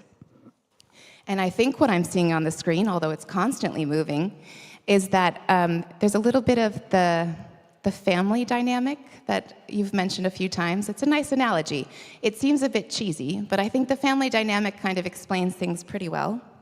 It's this idea that maybe the 65 alliances we have now, starting with the first 19, are sort of the elder brothers or sisters in this family. We're leading the way. We don't really know what we're doing. Our parents don't know what we're supposed to be doing either. And we're just kind of shooting in the dark and hoping it works out. And the ones that follow behind us will hopefully have a little bit easier time. Those are our younger brothers and sisters. They're the universities who are currently with a seal of excellence, or were, and now they're the newer university alliances. They're also our associated partners who hope to join as full members one day, or somehow more fully engage with our university alliances. And so this dynamic of a family is so important, because I think one of the other through lines of the event that we've had over the last day and a half is this, if we would like to be economists, the efficiency gains due to the fact that we are cooperating. And truly, it's the cooperation that we bring to this room and into our alliances, and also to For You For All, that's making it possible for us to learn so quickly and lead our younger siblings through the chaos of systemic transformation. I think it's also important that you can see from this word cloud is the diversity of perspectives on what it means to be a role model. I don't think you can really capture it because it's moving so quickly, but it's really important to note that there is certainly not a one-size-fits-all when it comes to these alliances. And to share a little bit of that perspective, Beatrix Boos and I asked all the alliances to give us some of their best examples of how they're role models for systemic transformation, and the responses were incredibly diverse. I'd like to, because there were so many of them, I'd like to focus on those alliances that have not had the chance to be on stage over the last day and a half. So if you come from an alliance that has been, I'm sorry that I won't mention your examples today, but I think we'll find other ways to share what you send to us. So we had a couple of answers that were about legal entity and alliance structure. This is indeed something that will help all of the higher education institutions in Europe to move forward in a more cooperative way. Ingenium mentioned how they have their EGTC located in Finland. CVIS described how they have built an alliance-level agreement that allows them to work beyond the Erasmus Plus universities and more closely with their African partners and with the universities that are in Europe but not in Erasmus Plus.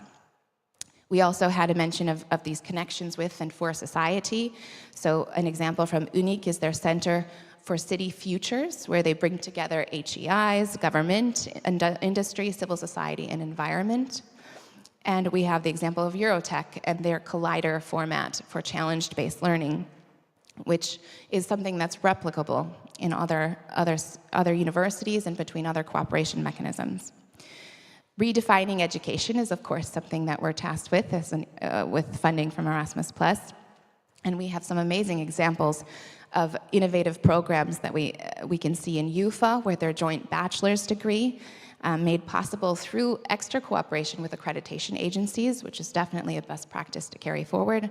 The example from ELISA, where they're redefining European engineers, and they're making them more transnational, interdisciplinary, and socially engaged.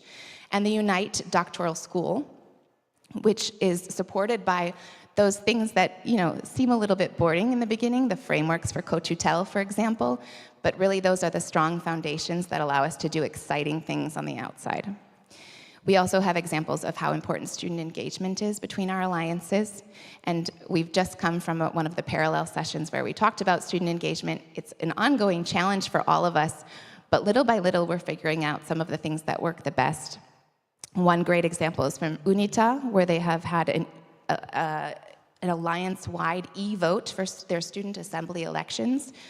That sounds on par with any credible national election that you might hold. It was done in a highly professional manner and makes it, also gives value to student engagement when we tackle it in such a way. And STARS EU and their student board and how heavily they are involved in all aspects of building their alliance from the start. We also have some examples of how important critical reflection is for our alliances, which is so important to mention that we're learning just as much from our successes as from our failures. And having this critical reflection is a part of what Enlight does in their own alliance. And then values. Even for those alliances just starting out, EU Peace mentions how this cohesion that they're building between their universities is really driving forward European values that unite us all and that are so essential at this moment in time. So these are just a few examples. Thank you to all of the colleagues who wrote in and supplied those examples to us. But I'd also like to now turn to our panelists because they bring a perspective that will certainly give us some ideas of how we can move forward and become better role models in the future, better older brothers and sisters. So I will ask each of them to also contextualize their perspective and then to answer a basic prompt, which is along the lines of what it means, in your view, for an alliance to act as a role model for change in European higher education, and what examples your own experiences can add to this. So Agnieszka, can I call on you first? Yes, thank you. And I'm representing Civica, so this is one of the university alliances in the area of social sciences. We are 10 universities altogether, and I think our experience is related to a successful combination of integrating students, focusing on education, but also thinking about research and developing research cooperation, which is not easy given the initial framework of the university alliances, but nevertheless, we believed from the beginning that it's very important to have this kind of a cooperation within the alliance. So we have a work package. We have a work package and the entire stream of activities focused on developing joint research collaboration, especially in 6 priority areas that were defined for Civica, given its overall interest.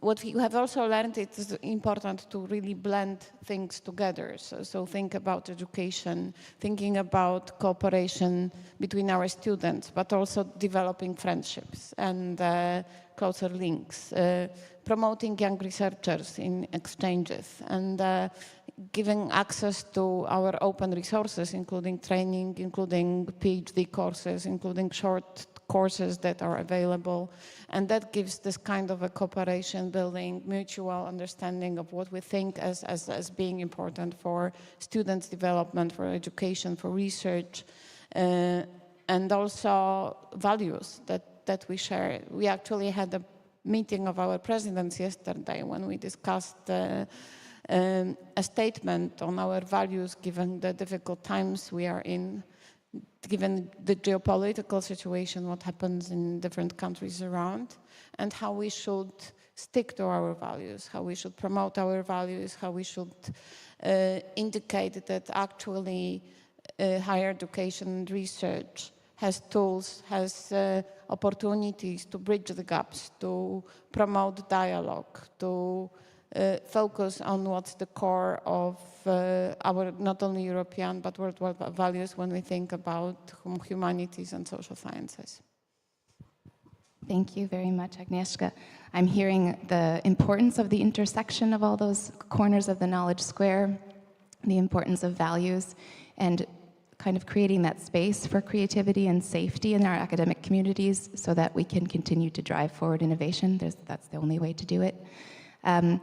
Next, I would like to also get the perspective of Mattia, who represents another alliance. So we're kind of moving from alliances to more national agencies. So Mattia, if you would share with us. Good morning, everyone. And indeed, I'm the Secretary General of Utopia, which is an alliance of 10 comprehensive universities, also with partnerships with universities outside of Europe. At the moment, we have 6 partnerships outside of Europe, covering all continents. We are an alliance of research-intensive universities, mainly, and research, of course, is at the core of our universities, and we are also trying to bring that at the core of our alliance. And of course, at the core of our alliance, like many of and everyone here in the room, we also have our values of openness, values of inclusion, of academic freedom and sustainability, and of course, also excellence, which is something that we also stressed on in the panels yesterday. I think if we are talking about being a role model for higher education institutions in alliances and then for alliances themselves, and I see also that this is quite reflected well in your cloud here. It means to be able to demonstrate inspiring actions and transformative systems and behaviors, which of course need to affect and create positive societal changes. And of course, also having, and I see also here quite well reflected, being able to inspire through also having responsibilities and being, for example, able to show integrity. I also see is one of the words there, to make other institutions, but also potentially other alliances at national, at European level, and of course, I think also, if we want to be optimistic also at the global level, to adopt similar changes and to follow our direction, and to create what we can say is a kind of ripple effect for systemic transformation across universities.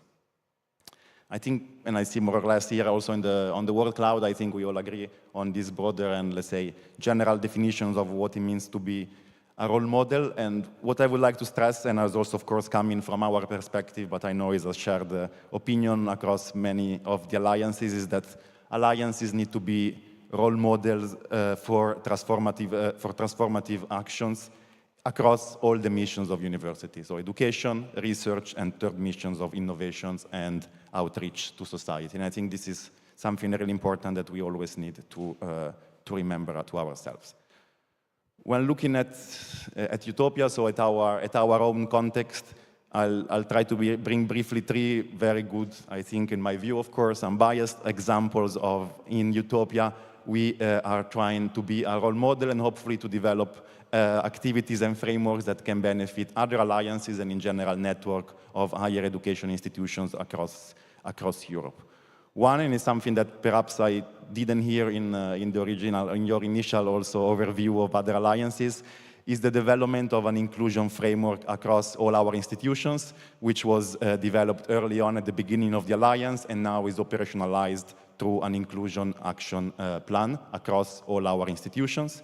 And this inclusion action plan is also complemented very recently by a health and well-being strategy, which again is implemented across all institutions with clear and shared procedures and activities that have to be implemented in our institutions. Another example is, and as relates also to the fact that we have our global partners, is the development of a global partnership framework, which again can be applied to alliances. For partnership, in our case, we are applying this framework across all continents, from North and South America to Africa, Asia, and Australia as well, and is a model for cooperations that can be used for, let's say, multi-cooperations between institutions in Europe and in the world, and of course can be applied not only to alliances, but other networks of universities.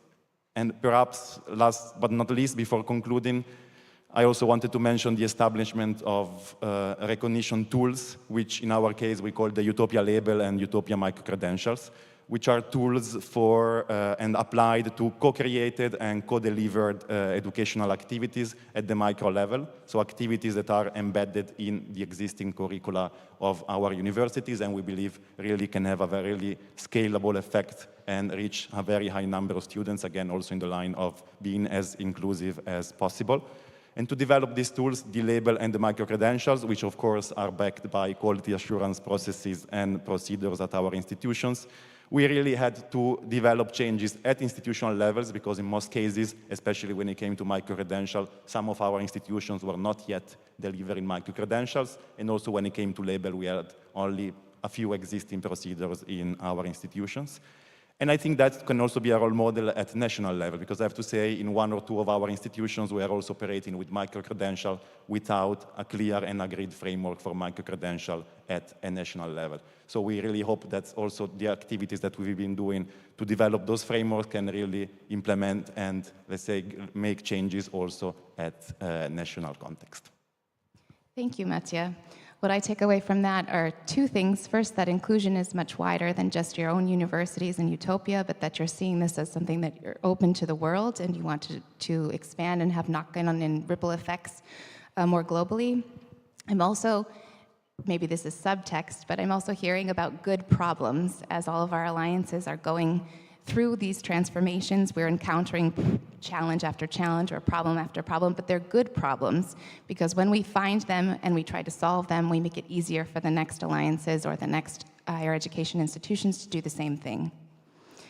Now I'll turn to those in our countries, well, in this case, Poland and France, who have a vested interest in helping us to achieve our aims as alliances. First, I'll call on Anaïs, who comes from Campus France, and she'll tell you a little bit of the work that she's doing to assist us in moving forward. Anaïs. Yes, hello everyone, and thank you very much for the invitation. So indeed, I'm working for Campus France in the unit for European projects. Campus France is the French national agency which is in charge of promoting the French national education system abroad, for hosting international students and researchers, and also we are in charge of scholarship programs, and we are an operator of the Ministry of Foreign Affairs and of the Ministry in charge of higher education and research. And today I'm representing the Future for Alliances project, which Campus France is coordinating. It's a new funding project which brings together national and regional authority from the member states that are taking part in the European Universities Initiative. So we are 9 full members and 23 associated partners. So it's mainly ministries, also national agencies. But what we thought also was important in the project is to have this representation of the European alliances. So there are also 9 alliances that are represented in the project. And so the idea of the project is to support the development of the alliances with the recommendations that we will formulate at the end of the 3-year project. And the project has just started in March, and we had some weeks ago our kickoff meeting. So from the Future for Alliances perspective, as public authorities or member states, we will explore how the alliances act as a role model for the European higher education sector, with the experience of what is happening in the different countries or regions, how the support to the alliances can be useful or inspire other countries, regions, the alliances or universities in Europe in general. So the example I would like to give relates to one of the 3 topics that we will be exploring within the project.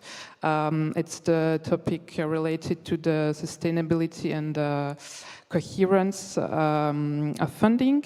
The objective here in this work package is to identify sustainable funding options for the alliances. The expecting impact is to get a better understanding of the long-term funding for the alliances, which the main question that would be which framework and funding conditions do the alliances need to operate operate independently on the long term,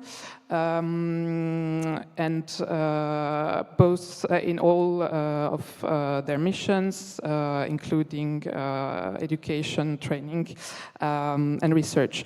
And so to answer this question, of course, we'll take stock of maybe what have already been done, but we will also gather materials with a survey towards member states, towards the alliances. Based on this, we'll have a workshop that will take place in September, and a report that we will prepare with this report will feed into the project recommendation. Yeah, that will be published. It's not yet, but in 2028. Thank you, Anais. Here, I think, is an excellent example of something we've basically touched on over the last day and a half, which is the importance of us working with the member states and also with other agencies. It's only when we're around a table and speaking human to human that we end up finding pretty easy solutions to problems that did seem insurmountable. So the project being led by Campus France is so essential to us in that manner, kind of points the way for continuing that sort of cooperation. And I also think it shows the importance of where project calls incentivize the actions we need to be taking anyways. It's the importance of putting money where your mouth is, but it's also just that it gives a guideline that helps us move forward. And so thank you for this example. And last but not least, I'd like to ask Piotr to talk a little bit about his work at NAWA and how that is also a driver for transformation. Thank you very much. Thank you to the organizers for arranging this wonderful conference in a really wonderful place like Wrocław. Well, I'm representing NAWA, so this is Polish National Agency for Academic Exchange. And in Poland, we have two agencies, FRSE, which is National Agency for Erasmus+, and we, as NAWA, we fund internationalization from national funds, but also from the European Social Fund. So we act at NAWA as a, let's say, complementary agency that supports such, for example, initiatives like European alliances of European universities. And I would like to share with you just two, let's say, quick examples of programs that we launched that aimed at supporting European universities. But when I look at the cloud, I can see some ideas that brings some reflections to my mind. And for example, I have seen Be Bold or somehow lead to be a role model. And in my view, also, I think that it is important to have a long-term vision. It was also mentioned in the first session led by Dorothy Kelly yesterday, that we somehow should treat, I think, alliances not only as project, but as a really something long-term sustainable. And I hope that this initiative will really turn to some sustainable, a kind of institutionalized issue, not only project-based.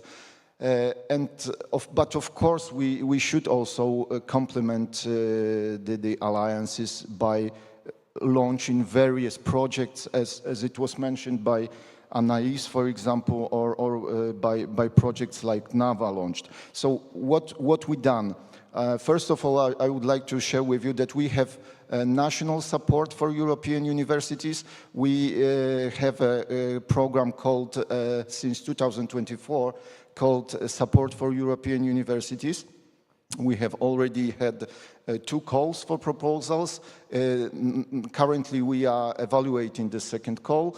34 proposals have been submitted, so it shows Poland has 32 partners in the alliances. So we are practically in 50% of alliances. It shows immense interest of Polish stakeholders in the initiative. And we have seen it.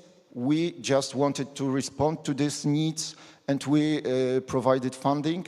And we have a feedback from the community that it was very, let's say, well-suited, and they needed it because although Polish partners are only leaders in 2 alliances, and others are partners or associated partners, but additional funding gave them opportunity to be active, to launch new activities with their partners, to fund even some for example, mobilities from abroad, so co-fund foreign partners. And this brings additional momentum, additional enthusiasm, additional initiatives to the alliances. So I think it was a very good idea. And previously, we also in 2023 and 2024, we had also a project called Solidarity with Ukraine European Universities. And it was, the idea was to bring together European alliances with Ukrainian partners, with Ukrainian universities and researchers and students, because of course of the Russian aggression on Ukraine. And there were, for example, I can say there were over 4,060 mobilities, mainly from Ukraine to Poland and to Western Europe or to other European partners in alliances. And it also was very well received by the community. We have received a very good feedback that if we had additional call, the majority, more than 90%, said they would participate in such an initiative. So it shows that, of course, funding makes difference. So I think it would be good that national agencies or regional agencies could provide such supplementary various programs, calls to support European alliances. And long term, I think it's really also the task for the Commission to be bold, to think in the long term. And I hope when I read the documents, Commission documents, that although with many hesitations, criticism, etc., that Commission has some kind of vision, and that this initiative, or for example, we spoke today in the morning about, for example, European diploma, that such ideas will be somehow continued, will be developed. So this is my hope that this concept, this initiative will really have continuation and will have impact. Thank you, Piotr. It's indeed, we hope we're not speaking into an echo chamber. What we've said on the stage and in our conversations at coffee breaks or even during sessions, we don't want it to stay here. We hope it will go out and inspire those who can actually make the decisions that will help us move forward. And from a personal or maybe UGLO perspective, we've seen the power of both national funding in general, where our university members who have national funding have so much more space to develop in research, which obviously we all know is sort of an issue, and also to just have a little bit more margin to drive forward actions. And we have also seen the impact of NAWA, and I think what the Polish example is so valuable is that in our alliance we have an associated partner that is from Poland. And normally that's not an option for an associated partner to have access to national funding to work more closely. But with the Wrocław Medical University, because they have this funding, they can begin with actions, and that drives motivation. And I think that relates to psychology research, which shows it's not motivation that comes first, it's doing, it's the action. Then we get motivated, and that's where money makes that difference. It opens up that space for movement. Before we pass on to the next part of our session, which will involve you more heavily, I would like to give each of the panelists a chance to react either to what they have said to one another or what they're seeing on the board. I have to say I'm a little jealous. Whoever's in the room is keep putting Arcus and Eureka and CEU. Very well done. The rest of you should probably be doing that too, and we'll have a competition of alliance acronyms. But please, whoever would like to go first, the microphone is yours.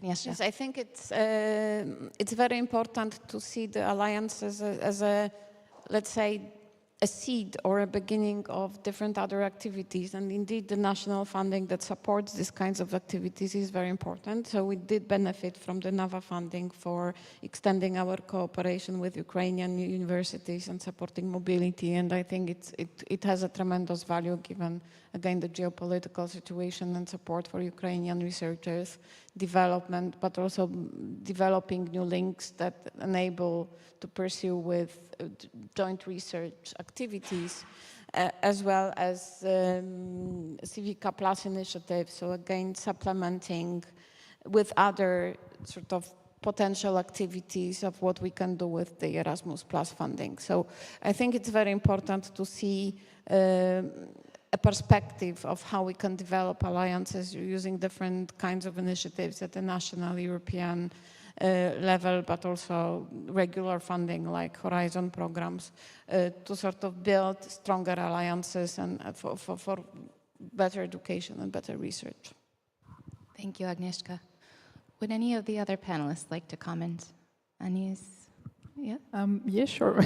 Maybe because I'm also representing France to comment on what Piotr said. From the French perspective, I would say that the alliances are the test beds for experimentation, you know that already, and our ministry, for this reason, is working hand in hand with the French higher education institutions that are involved in those innovative pedagogies, working on joint degrees. To better understand what are the challenges or the needs of the alliances. And also what is interesting is that in this dialogue that exists with our higher education institutions, not only universities that are in alliances, working in alliances are represented, but also higher education institutions that are not member of an alliance. So it's also for them the opportunity to get this inspiration of what the alliances are doing. Thanks, Anais. That does make me think of a healthy family dynamic when you ask what someone needs and then you provide it instead of the other way around. Mattia. No, I just wanted to reflect on two words that are somehow not that big there, but are also contradicting, I think, and we need to remember that, which is, now it's moving around, but there was a lot of work, but also quick. And I think to be a role model, it takes indeed a lot of work. And of course, this work needs to be also evaluated on terms of the resources and availabilities that we have in our institutions, either from the European Commission, at the national level, from own funding of the universities. And of course, and we also hear the request to be quick and to become role model and to act as soon as possible, which of course we are all doing and trying our best to do so. But indeed, I think, and maybe it's going bigger now, but indeed it's a lot of work. Is this kind of what we said yesterday morning? We're not tired of it, but we are definitely tired from it. But we're going to keep the energy up because this is not the end of the day yet. Now is when we'll move on to the next part of our session. So thank you for the first remarks to kind of get us started and warmed up, and also for your very dynamic additions to our beautiful word cloud here, which is starting to make me a little sick to my stomach. I feel like I'm on a roller coaster. Yeah, right. Keep your hands and the legs inside of the car at all times. Okay. Now I need to give you a little bit of preparation for this next part because it requires a little bit of understanding first. So together in our panel, we came up with two questions that are essentially one question with a different time frame. So the answer options will be the same. What we'd like you to consider is looking back, what has made us, or what kind of examples can we give of how we're role models already now? And looking ahead, Where would we like to be role models in 10 years' time? I mean, we put 10. It could be 15 or 20. You know, we'll take whatever time we can get. And so I'm going to ask these questions again through the same tool on your cell phones, one after the other. So I'll give you a minute to respond to the first one, then I'll flip to the second one and give you a minute for that. Then it should happen that the results are automatically appearing on the screen. So I will flip back and forth between the results a couple of times so that you can see the difference.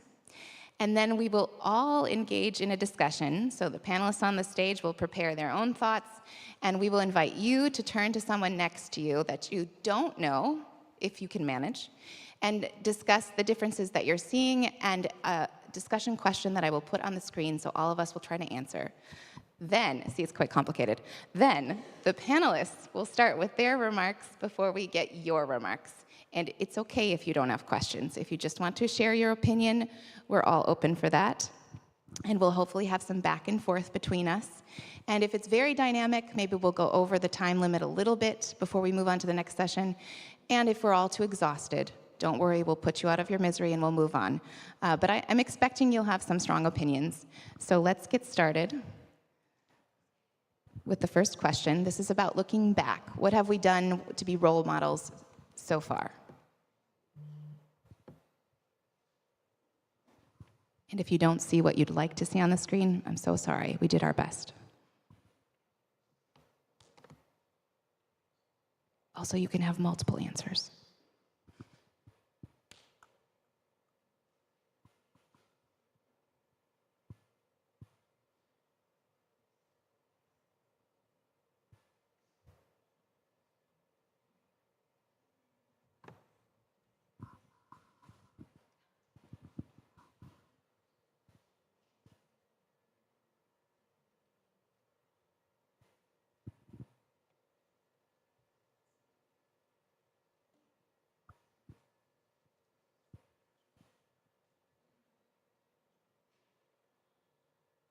There is no wrong answer. We won't tell on you.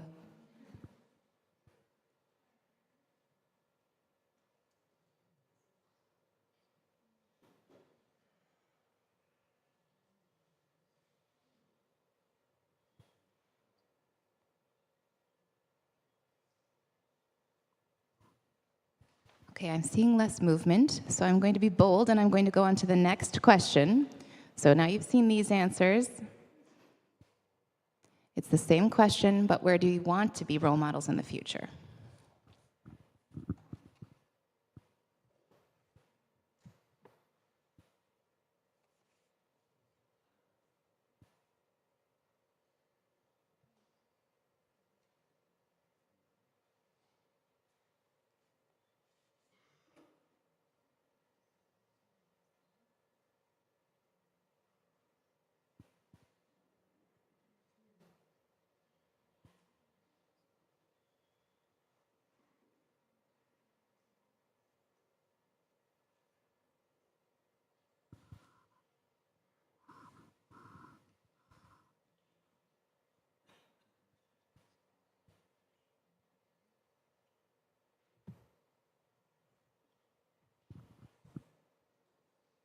The movement is slowing down.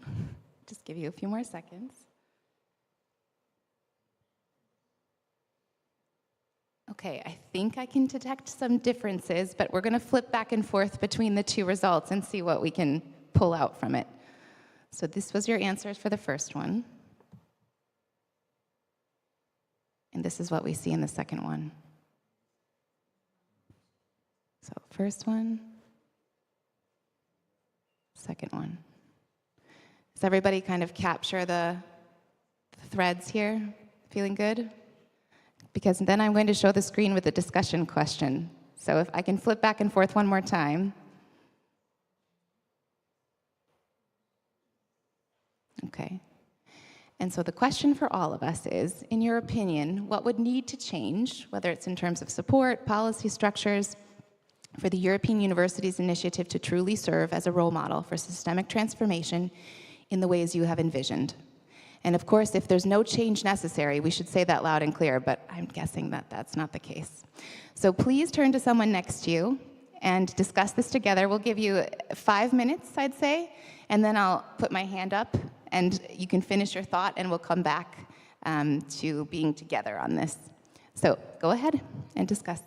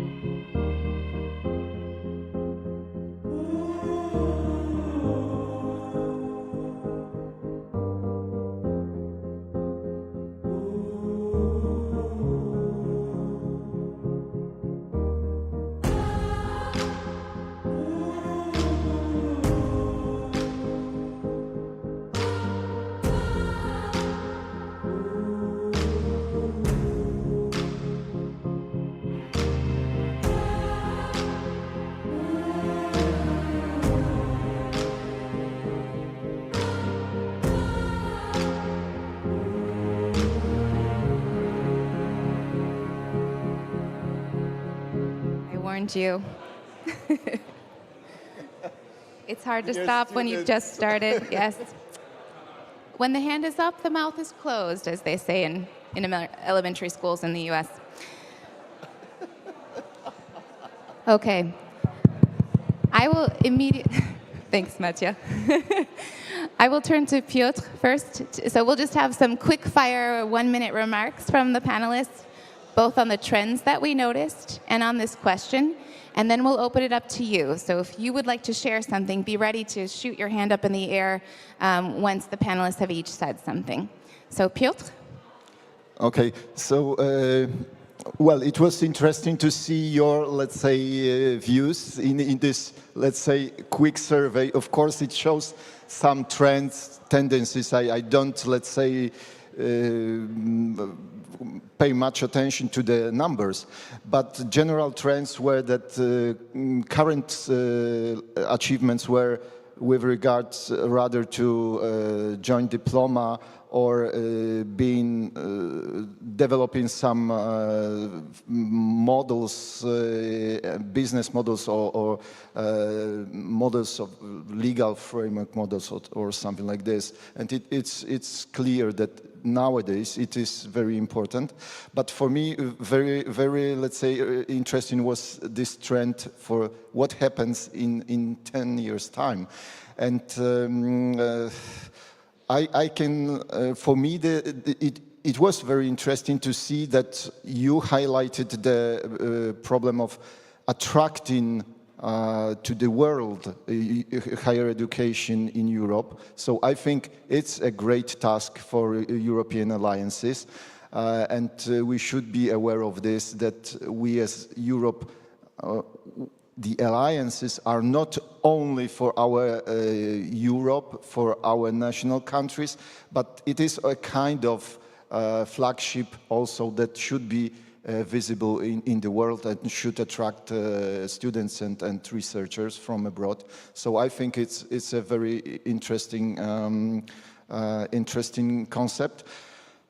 Joint diploma, joint degrees, this was also a very important topic for the future, and also research and innovation. So currently we miss this element because, of course, of the funding coming from the Erasmus+. Yes, last year we had in Krakow a Polish conference of the European alliances of Polish members, and this idea of supporting more research and innovation, because there is no, let's say, innovative education without research and innovation, this idea was highlighted very much. So I think these are challenges, and what should we change? For sure, I think some legal aspects, some legal changes are necessary.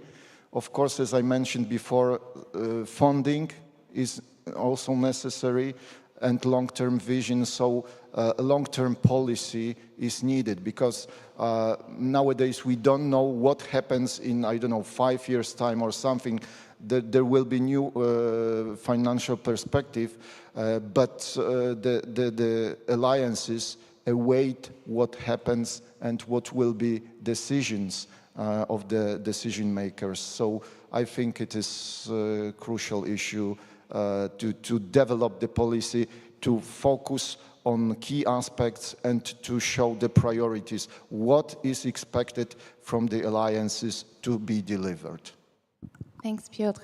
We have a bit of an issue in terms of time because the last session went 15 minutes late, and so now we have 15 minutes less on our screen than we had anticipated as we planned this session. So if you'll permit me, we'll go over, but we won't go over by the full 15. So we'll just get quick, even faster remarks, I'm sorry to say, from the remaining panelists before we turn to you. So Anais? Yeah, sure. I would like to react on the attractiveness keyword, because I was the one who added that into the word cloud. So I could see that it was not if we look at the past, one of the most popular, let's say, answers, but that there are still big expectations if we look at the future. And so as a national agency and national agencies within the Future for Alliances project, attractiveness is one of the dimensions that we will work on. We have a specific topic dedicated to the international dimension of the alliances and the hosting policies. So we hope that we will help this change to work. And maybe just to react on what was said yesterday, there was a report that was mentioned by Laurence Farang that attractiveness, that the alliances should develop their internationalization, and that's also the issue of attracting foreign talents to Europe. So that's one of the topics that we would like to work on. Thanks, Anais. Matja, and then Agnieszka, you can go after her directly. Just one of the aspects to reflect on was the one about collaboration with local ecosystem. I see that in the audience only a few limited number of people and alliances think this is a success of alliances, but then I see an increasing trend where in the looking ahead part, so many of you wish that this will become also a place in an area where we become role models. And this maybe I'm not replying and not reflecting, I'm maybe asking a question to the audience, also going to their time for interventions. Why are we not yet successful and role model there? Do we need more policy changes for that, or do we need more internal adjustments of our own alliance strategies when it comes to collaboration with the local ecosystems? Please hold that question in your thoughts. Agnieszka? I think, time first, we need to learn from the experiences. So from the already gathered experiences, there should be, I think, like now a bottom-up communication of what worked, what didn't work, where we did see issues that require attention or maybe broadening. So again, as I'm responsible for the research area, definitely thinking how we can focus more on research, which also was indicated as one of the priorities in the future. So I think learning from the experiences, learning from each other, and communicating some kind of a joint alliances strategy or priorities to the Commission, and thinking how we can pursue that together to make stronger alliances, to include new initiatives such as the Joint European Degree into our boards, but also strengthening our research collaboration. And also thinking about, indeed, how we can use other tools, other facilities to support development of the alliances. Thank you, Agnieszka.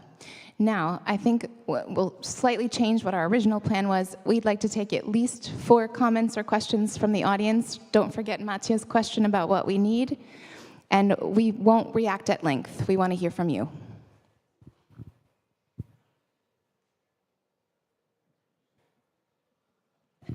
So what would help us to be more successful with ecosystem partners, for example?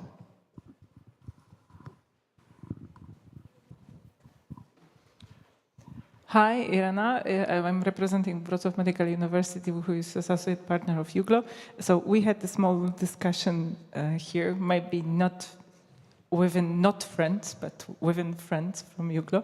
And we thought that maybe helping would be if there will be more strength link between the alliances and the society.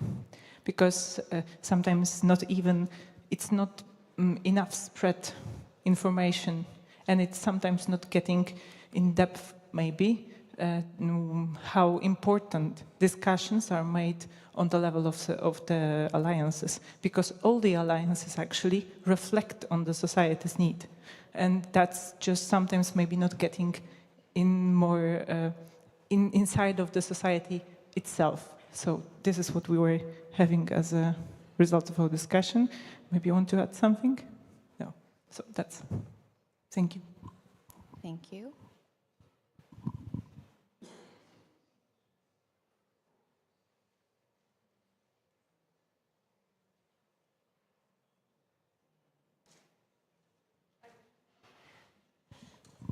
I can add, sorry. I wanted somebody else to mention for you for all, so I was waiting to see, because it was very clear on the screen in the word cloud. But there is a true momentum now, still. There has been in the past 5 years, and there's still a true momentum to make systemic changes in national policies, to overcome the obstacles in international collaboration. I was quite surprised to see that only very little people actually voted for being inspiration for non-members of the alliances, because I think if we want systemic change, we do it not only for our partners, but we do it for the whole sector. And I think also there, For You For All can play a big role to disseminate the very best practices beyond our own networks. And I think there is also a role to play maybe to support the national policy dialogues, which are very different in the different countries. I know it's quite well organized in Poland. Many other countries can maybe learn from this. We can learn from each other. So I think also there, some guidance, and I really have high hopes, high expectations from For You For All. Hopefully that will help.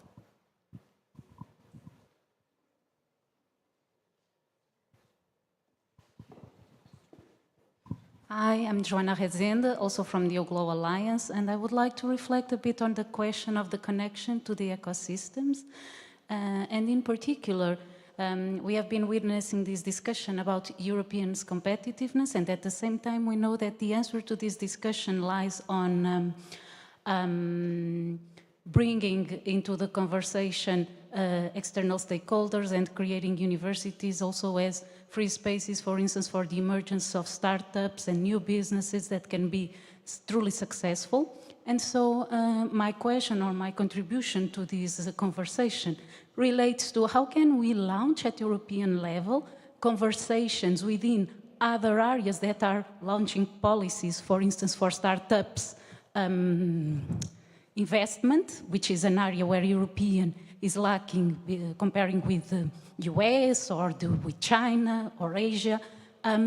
Why don't we also bring into the conversation programs like EIT, the key communities, which at the sense, my impression is that to some extent, we are doing a lot of the same, and we would gain critical mass for promoting conversations within different political arenas of the European Union.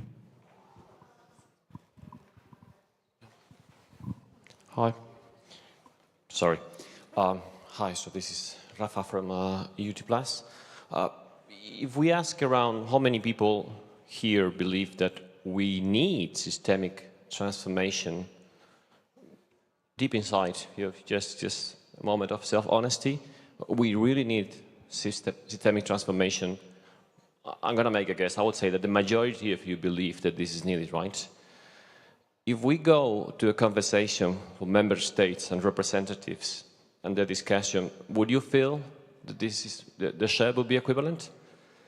Do you believe that when the conversation comes to the member states, they really identify that there is a need to make a systemic transformation?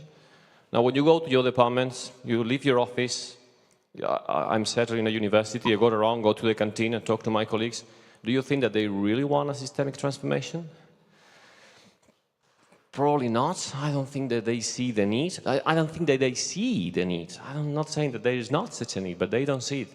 So I would say that advocacy, pushing constantly, it's absolutely a must, because unless we convince, this is one of the lessons learned from Bologna also, if the top-down approach doesn't come together with the bottom-up, and if we don't convince actually the members to truly adopt it, not just sign for it, but truly do the things that are happening there, the ESG, the European approach, like we are not going to make it. So I think advocacy should be a top priority. Yeah, I'll be happy if you want to react on that, by the way. Anybody else? Have one more? No? Okay. Let's see.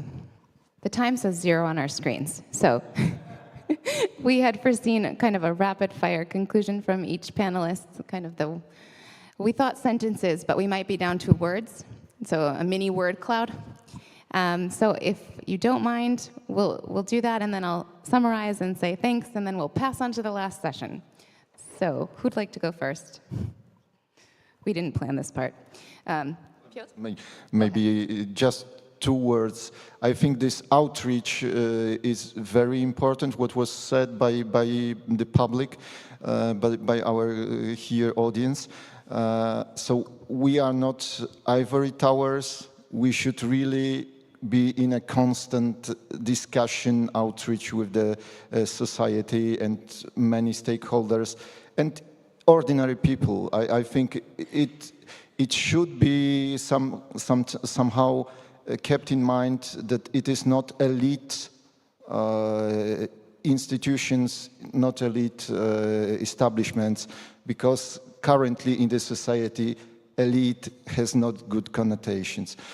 And the second thing about this systemic change, I think the only way is evolutionary change. So even if people don't recognize the need for the change, the alliances will, in my opinion, somehow necessitate the change, push the change, but in not a revolutionary way, but consequent step-by-step approach. Thank you. Matteo, you're reaching for your microphone.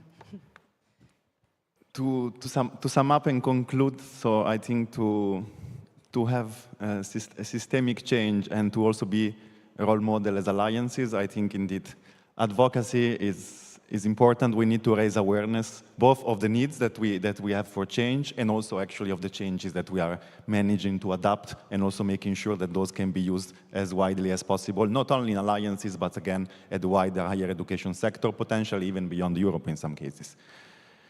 The second one, I think, is that to be a role model and as an alliance, we need long-term and strong partnerships. And of course, for that, we also need long-term and sustainable funding systems that can be predictable. And in that way, we are spending less of our energies on planning on a short term, but where we can really focus on the long-term benefits and really on the long term where we can make change. And I think last but not least, of course, to be role models, we need a platform to share. And I think here, the For You For All, I think in this one is probably the ones that we are more advanced across the 3 areas really we already have. And we need to make the best use possible of a platform really to share knowledge with alliances and beyond. Agreeing with what has been already said, I would also like to add that we need to listen to our stakeholders and societies. So in our strategies, in what we do, that we also respond to the needs, so that we are not seen as those ivory towers that act regardless of what's going on around. So this is very important, that in our activities we listen and react to the society and the stakeholders' needs. And I would just say for the Future for Alliances project that continue the great work that you are doing, and we as the Future for Alliances project will continue support the alliances in what they are doing. And just to mention that we are working with For You For All. Sorry that we already had meetings before even the project started. Yeah. So to sum it up before we turn to the next session, I would say that we've just zoomed out very nicely, and really we've distilled it down to its parts. We need very strong communication of needs. So in a way, we're learning from this latest generation. We have to be self-advocates, and we have to expect and lead the way on this so that our partners in society are doing the same thing and we can work better together. We have to see the problems we face as good problems that take a step-by-step solution. Maybe that's why our policymakers and our representatives don't want to acknowledge that we need transformation. It's because transformation is huge. That's the Z at the end of the alphabet, but we need to go through A, B, C, D, etc. And that's what we're good at. So it takes time. So we definitely need time. But if we go step by step, we will get there. And I think that I will echo once again the importance of For You For All for this. So many times we've been asked to answer surveys, to provide information for monitoring reports, to do our monitoring reports to the Commission, and the information kind of goes into, if I may, a sort of black hole. We know it's in there somewhere, but we can't see the light. When we are controlling the information and putting it out there, we can also direct it where it needs to go more easily, and then we're relying on ourselves. And in the end, that's kind of what I've gotten out of the last day and a half, is that we're relying on ourselves to move this forward, and I think we can trust ourselves to do this well. I can see that from the discussion you've just had, and from the amazing panelists on the stage, and from our colleagues in Wrocław that have put on this excellent session and conference for us all. Thank you to all of you for keeping the energy up and for giving us your wonderful ideas. Thank you so much, ladies and gentlemen. Give them a big round hand. That was almost the last panel of today, but now we will ask our panelists to take their seats, and in the next couple of minutes I would like to ask you to remain where you are, because we need a small technical break, maybe 5-6 minutes, to rearrange the stage, and we'll be inviting again all of our panel moderators on stage, so 7 people, and with Patricia Matusz in the chair. They will make a summary session, a short wrap-up with recommendations, and we have colleagues already coming down the aisle, so please give them space to go through with the extra furniture that we need on stage. And in the meantime, please stay around, stay tuned, because in about 5 minutes we will start the last summary session. Thank you very much. Bear with us. Stay tuned. Don't go away. Thank you.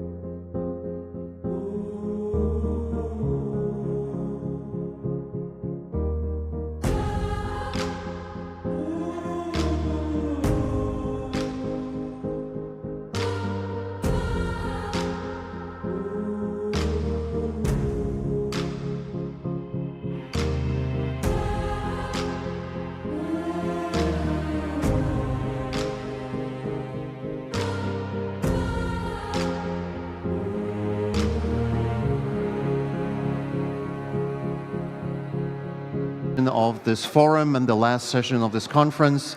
Let me then ask on stage all of our panel moderators present here, Dorothy Kelly, Patrycja Matusz, Laura Howard, Dorota Piotrowska, Dominik Antonowicz, Fernando Galan, Katarzyna Aleksy, and Emily Helmeed. Please come on stage, everybody, and let's welcome them with a big hand of applause.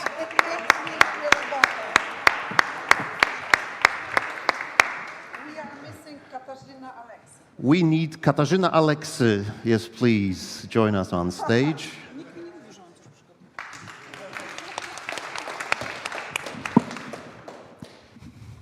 Thank you very much. First of all, because this is a closing session, I would like to thank you very much for being with us. And I think it was absolutely amazing meeting with a lot of ideas. I know that the one director of my office is proudly taking notes, and yesterday I received some bullet points from our yesterday's discussions. Wow, it's impressive. We would like to prepare a written summary of everything you said and proposed here, just to circulate among us and maybe to send to the Commission who was present here. I believe everything what's written, maybe, I want to believe it, has a stronger power. So let us try. Thank you very much, all the moderators, for the hard work, because my voice is almost dead. I'm going to give you floor, and please, my idea was that you summarize the panel with your most important messages from the panel. So the sum up of what we said and what you believe is most important for the future of all of us. So let us start with Dorothy. She's always first. I don't know. How does it work? I think you might have had something to do with that. Thank you all very much. And can I perhaps just start this closing panel with a very, very, very big thanks to all the organizers, to our hosts, to our patrons, the Polish Presidency, the Ministry, of course the University of Wrocław and the local team.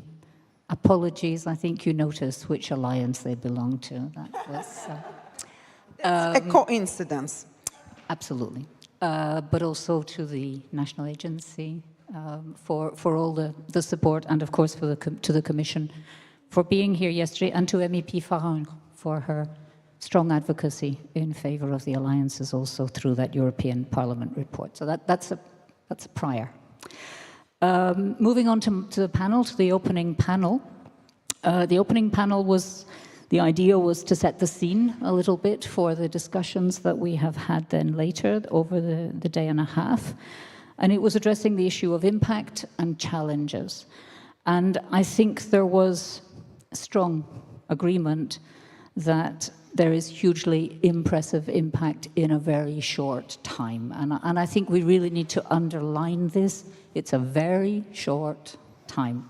And the impact is already proving to be very, very strong at various different levels, at personal level, at institutional level, at alliance level, at systemic level.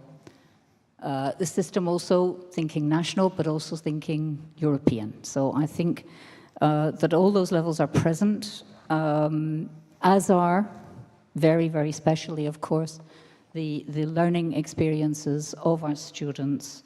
But then I think we can probably identify also that amongst the challenges is how to take that impact further. So how to take it into our other missions, in particular our research mission, how to take our impact even further outside the alliances, to the system level, to the universities who are not participating, to our external stakeholders. So those would be amongst the major challenges. But I think other challenges as well that we need to remember. Mindset. We've spoken quite a lot about mindset shift over this day and a half, and I think that is a challenge that remains for all of us. internal engagement as well as our external stakeholder engagement. I said the research dimension. The freedom of science is something that came up in the first panel, and I think we should certainly not, in the current turbulent geopolitical context, which we've also mentioned, I think in almost all the panels, we should not forget. So the global dimension also of our alliances. Joint programs.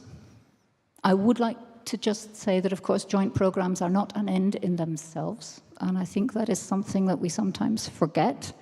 They are a means to enhancing our educational offer across the system. And the European degree is another tool in that toolkit for enhancing our educational offer. Not in any way an end in itself. Timing is a challenge, and I think that has been very, very clear. Upscaling is a big challenge for the future. So it's going beyond the pilot, going beyond the sandboxes, and upscaling. And just to sum up a couple of other issues, expectations are high, perhaps unrealistically so in some cases. We don't have a magic wand. But the response from the alliances and from the universities is very, very positive. So as Emily so very nicely just put it, we are not tired of the alliances. We are tired from the hard work. But there is still a huge amount of enthusiasm. And I think that's a very, very important message. And if I can conclude with one other keyword, which to me is perhaps the major impact of the entire initiative, and that is cooperation. And I really do think this started off with the idea of small-scale, deep cooperation, but I think we have proved over these 6 years that that small-scale, deep cooperation is leading to truly sectoral level, systemic level, European level cooperation across the board.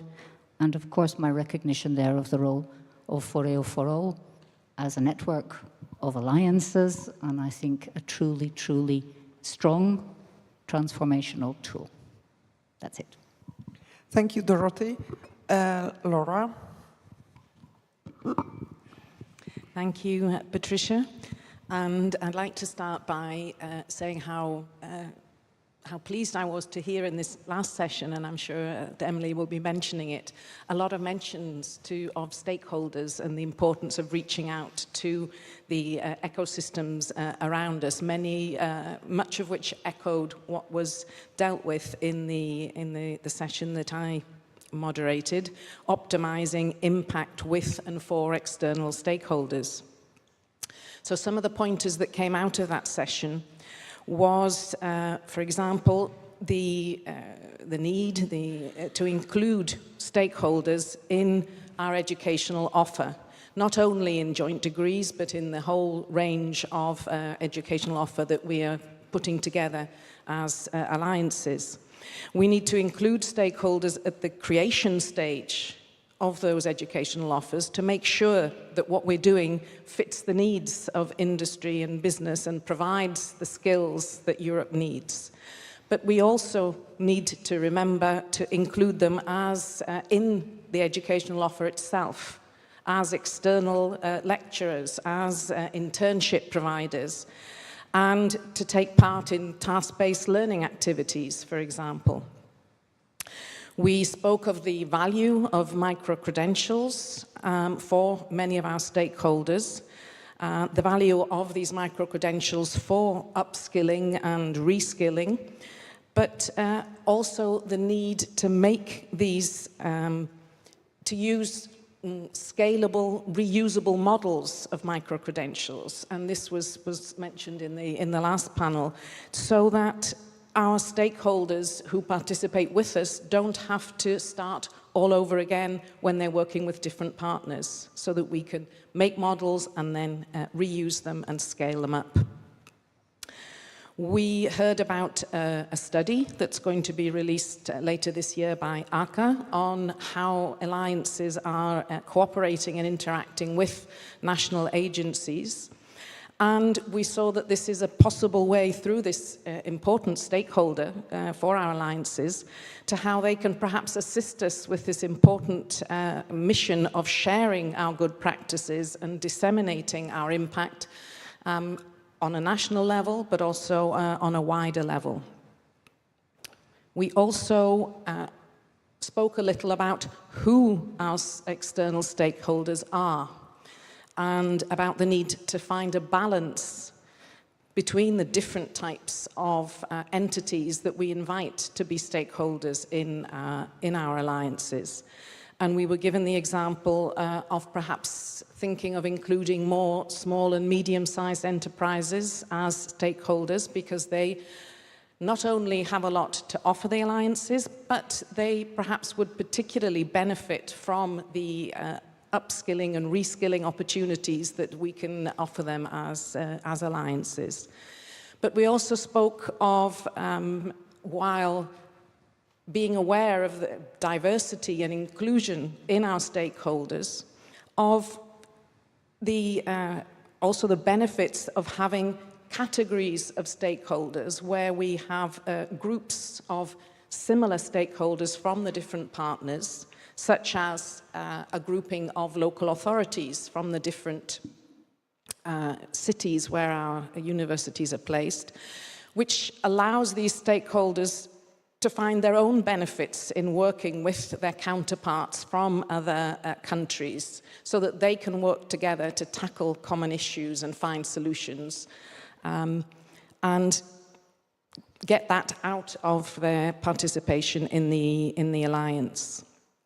So I think, in general, we could say that stakeholder involvement should not be just a nice to have, not a box to tick on on all the paperwork and on your reports, neither for the alliances nor for the stakeholders themselves, because it really is an excellent opportunity to make an impact on society by involving these stakeholders from our surrounding ecosystems. And I'd like to finish, I think, by giving what I think was the main message that came across from the session.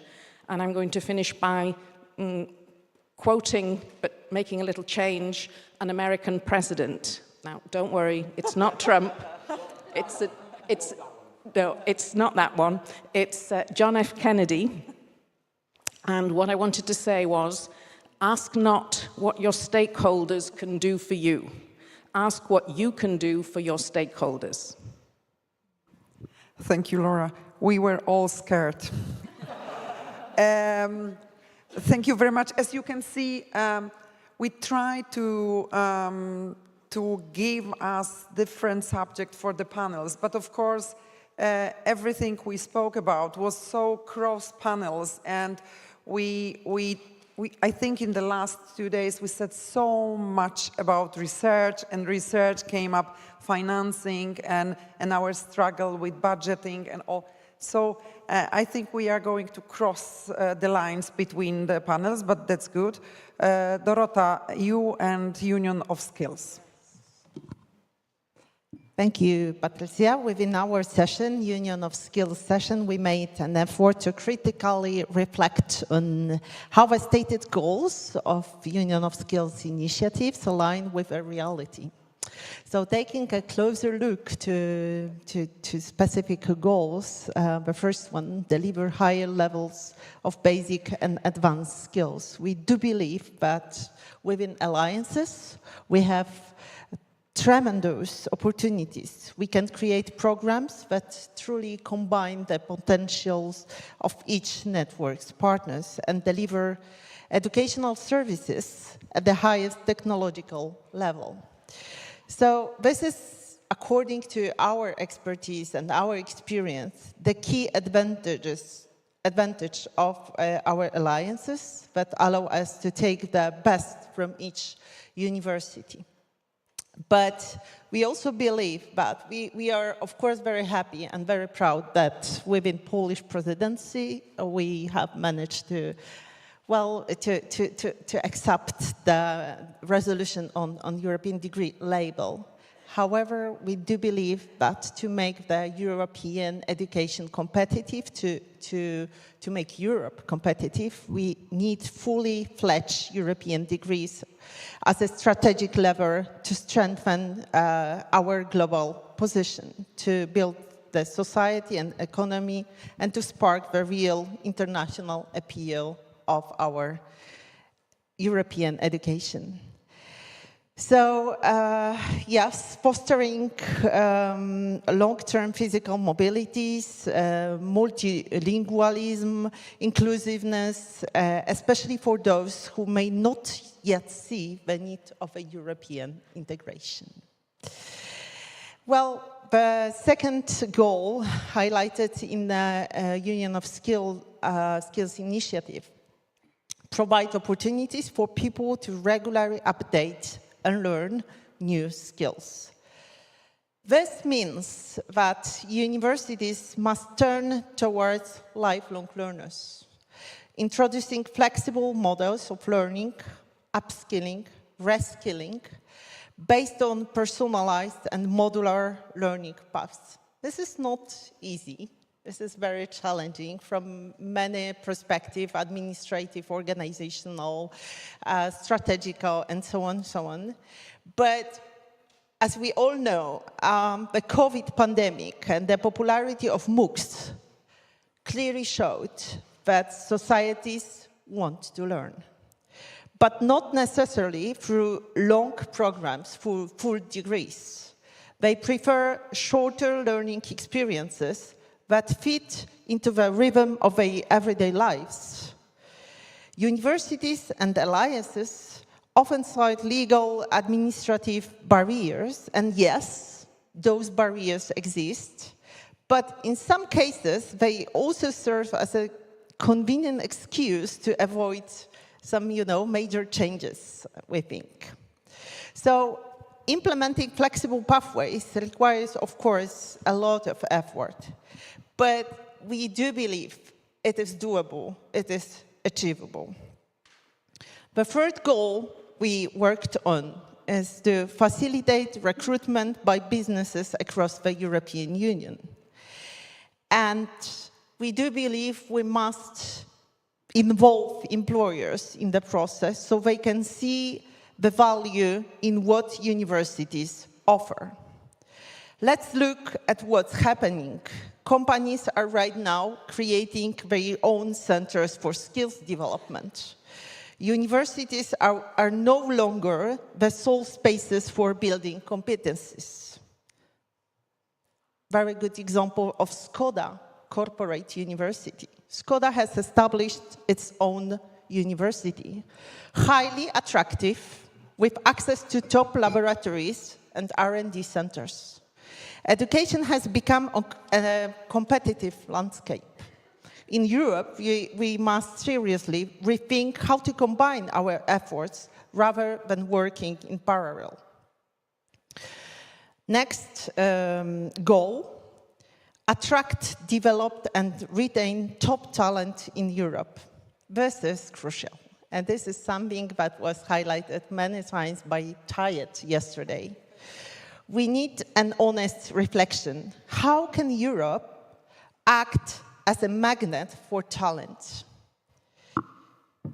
Well, if the Union of Skills is to serve as a tool for implementing Europe's competitiveness strategies, we must focus on what that magnet really means.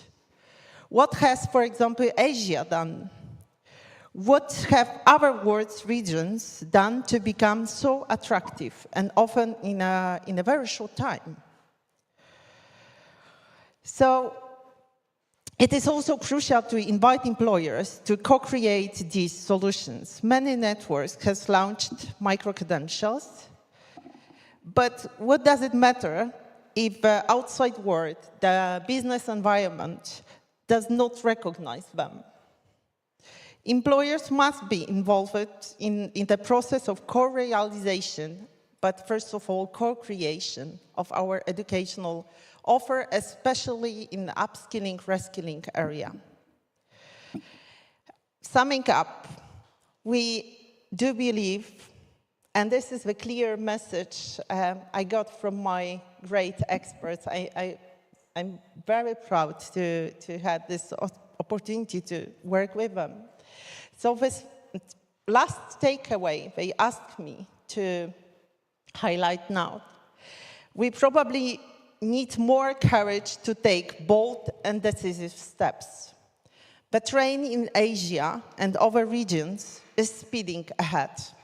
And here in Europe, we spend too much time probably wondering whether to take the next step.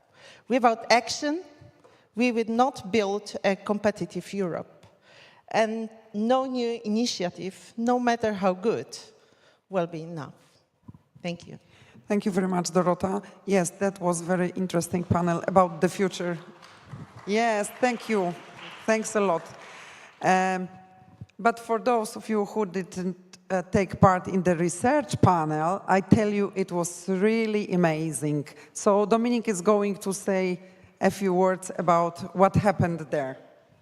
Yes, thank you very much. There was a very dynamic, honest and critical discussion, and it was research and innovation, and I must say there was more about research and a little about innovation, which was rightly so spotted by the audience. Just to structure where we came up, there was some home true was told, not necessarily that everyone likes it. So there was 5 questions. One was then, the discussion was around 5 questions. One was are the European alliances research partnerships? And we look at the data, publication data, so, you know, not really deep data, but just want to discuss around, you know, no stories, but actually empirical observations.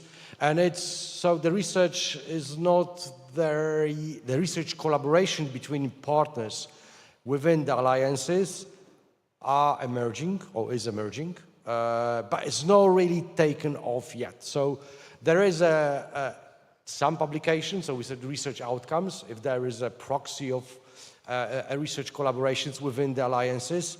There is a tendency, a trend that is growing, so there's more collaborations being identified year by year, gradually, but it's not there yet. And clearly the panel and the audience agree that there is a need for more, and the discussion was kind of diverted in a different direction, what it means, what needs to be done, and so on and so on. But it's not there yet, but it should be. I mean, it's, you know, kind of relying only on education with the diploma being really on the horizon, but not there. Research could be a real boost. And of course, let me quote, is about looking for the stable partner, stable density partner that can, you know, provide a meaningful insight into research. That was the first question. Second is, can you actually orchestrate the research activities within the universities top-down? And we have some doubts about that, because those who are already successful and accomplished in the field of science, and they have you know, they have their own, I would say, private but personal networks of collaborators. If the networks prove to be successful, there's no way they go other way. They might add somebody, but hardly ever they will just click for or change for another network. It's just, if it works, you know, you don't change a winning team. So this is one of the reasons why it's now 4 years. We look at the first two calls, 2019, 2020. So it's, you know, that's and the question number 3 was, for whom, in terms of opportunity, is the alliances an opportunity or a chance? It's for the junior research or early career researchers, you know, those who have not yet developed their own network, professional network, research network, so they can use that facility from other universities to try to find the people in the same, searching for the same answers or kind of investigating in the same field, to, you know, to use that opportunity for the mobility, for exchange of thoughts, for collaboration. So the junior researchers should be on the front line, they should be supported. But also, and that's a question, I think, number 4, we ask about shall we have a particular streamline in a funding agency, National Council, Research Council, because one of the panelists was the representative of the NCN, the Polish Research Council.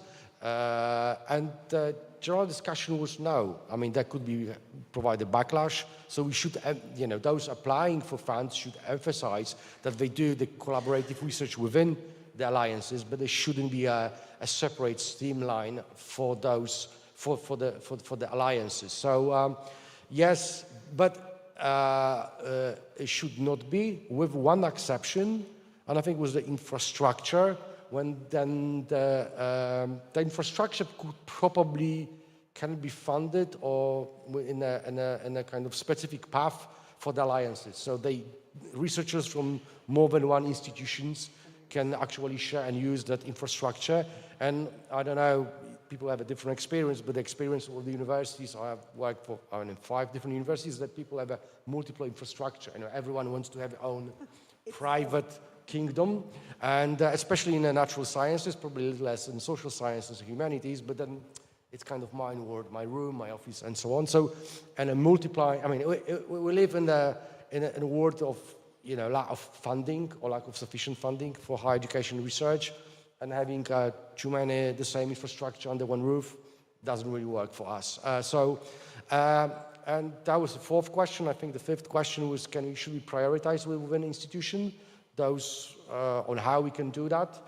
And the answer was rough and not, but we can use and that was actually a very interesting idea, which I will pick up and go home with that. We should use the other institutions or kind of human resources, to actually involve them in a research assessment, internal research assessment, in the PhD committees and so on. So actually to bring new people, perhaps more accomplished or simply different with different experience.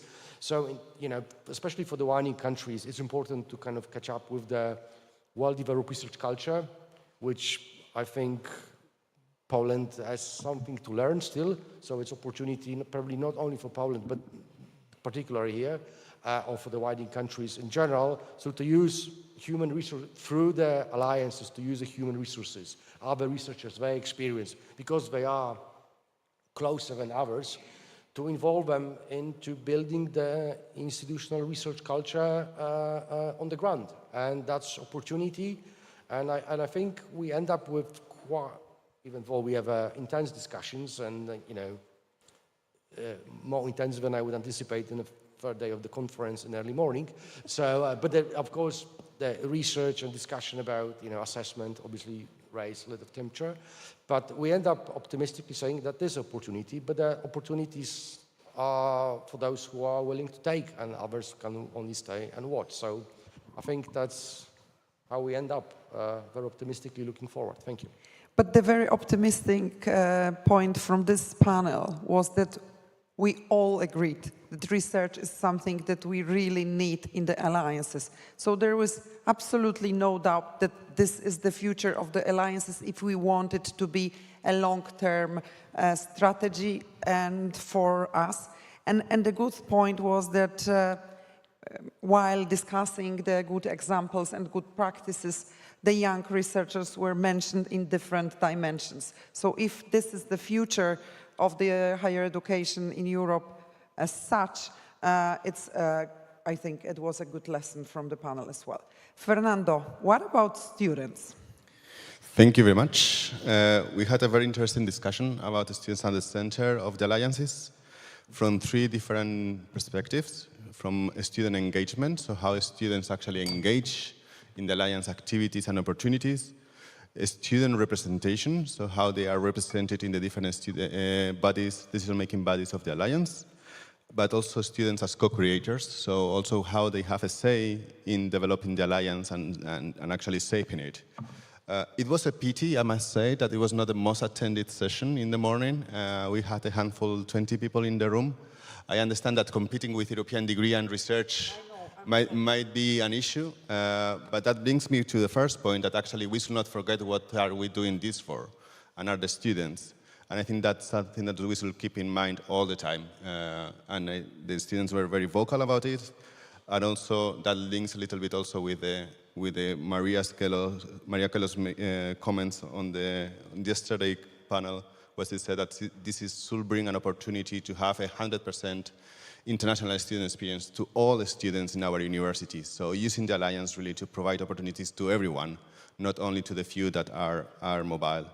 It was a very interesting panel in the sense that we mix up ESU, the European Student Union, and ESN, the Erasmus Student Network, so two organizations that are very active at the European level, with actual students that went through Alliance activities. So two students that went through two of the masters from CHAM EU and EU Connexus.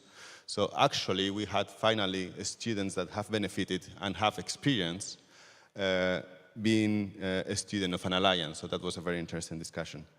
There was a clear call for action in terms of keeping now the lobby work for ensuring enough money in Erasmus for the future multi-annual financial framework.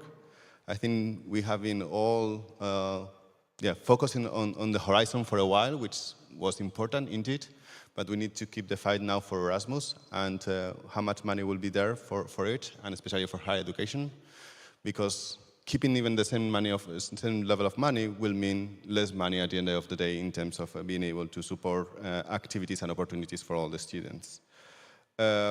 One message was also, obviously, student participation has its ups and downs. It's a roller coaster, the generations change, cohort changes, the level of engagement is not always the same.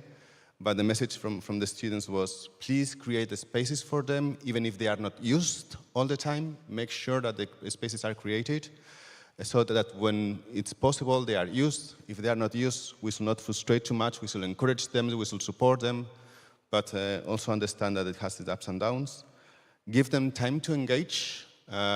We come all from different cultures in terms of student engagement, but also we come from different cultures in terms of university management and leadership. So that should not be an excuse to not create spaces for them, to not give them opportunities, tools, and resources for engaging and participating in the Alliance representation and co-creation. That they should feel members of the community. So as much as we try to make them feel members of the university community, members also of the Alliance community, that was also a message. And that in general, they were quite happy and positive about the future of the initiative, but indeed that we should keep in mind that students will be kept at the center of what we do and what we plan. And sometimes the project framework sets out in a very clear structure approach, with not a lot of room for maneuver, but they want to participate, they want to have a say, they want to be co-creators, so make sure that you also have them in mind. So that was the main message from our... Thank you very much. I think there we can find a lot of interesting data about students and the indicators from the report by the European Commission about the outcomes, because we still know that we did not achieve the 50% of mobilities and other indicators, so it's still a lot to do, and we have to, it's the reason why I named this panel Students in the Center, and Emily, before I give you the floor to a little bit conclude and give us a broader picture of what's the role, can you pass the micro to Katarzyna, because she is the one who stilled the majority of participants because of the European degree. So please.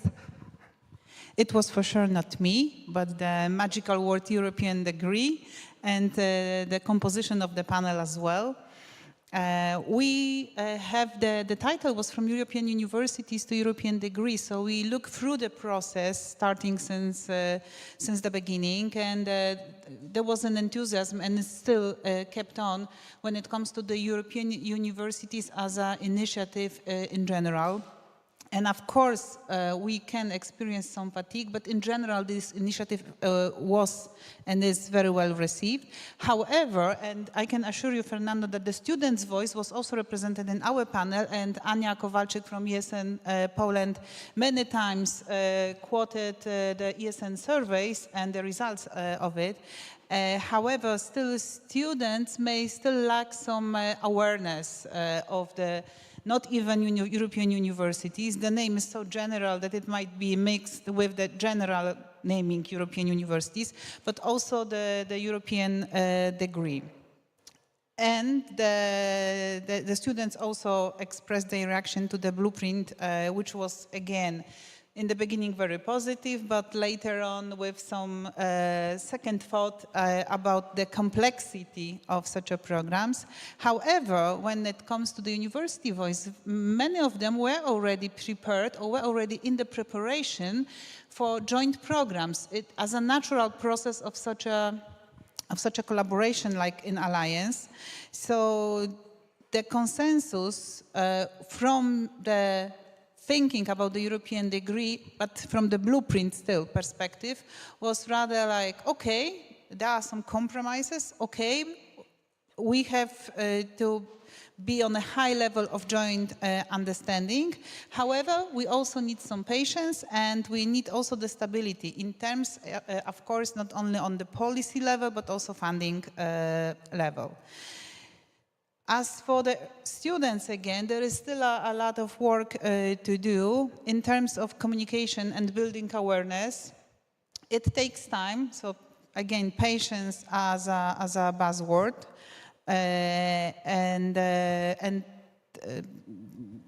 Okay, the research part was also in our panel, not only as the second out of not only two legs of the universities, but in the conclusion was like, in this perspective, we forgot, or by intention, the research part was not included, and the lesson learned from this perspective for the future one, the voice will be probably raised many times currently in the future, that research is indispensable part of alliances.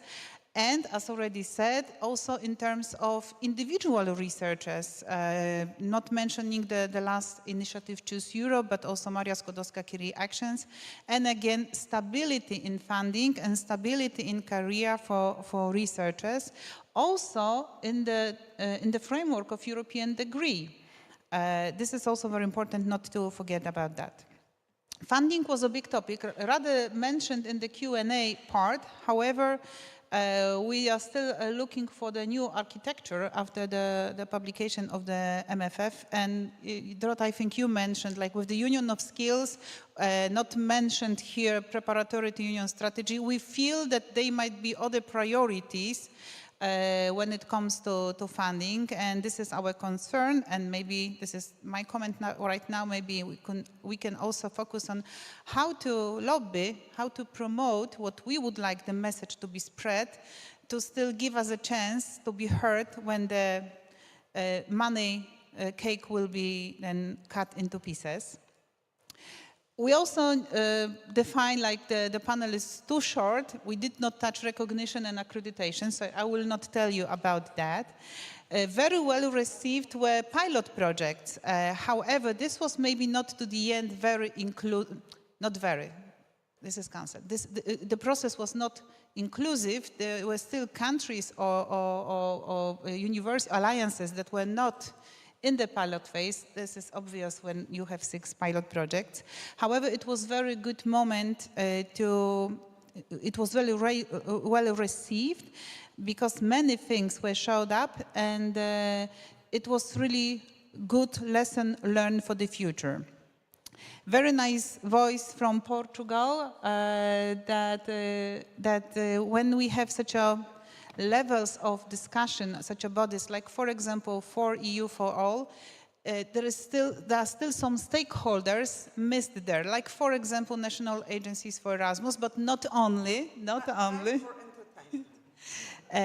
So that really we have 360 approach and voices are heard. And also, this is also very important, this is the national discussion on the policy and the support from the national authorities in this process. Just looking in short for the notes, like the way is still ahead, countries can different, institutions may different, even we as individuals can have different opinions. We will go in different pace, that's for sure. However, it's good that we are on the move. That's another one buzzword from the Commission initiative.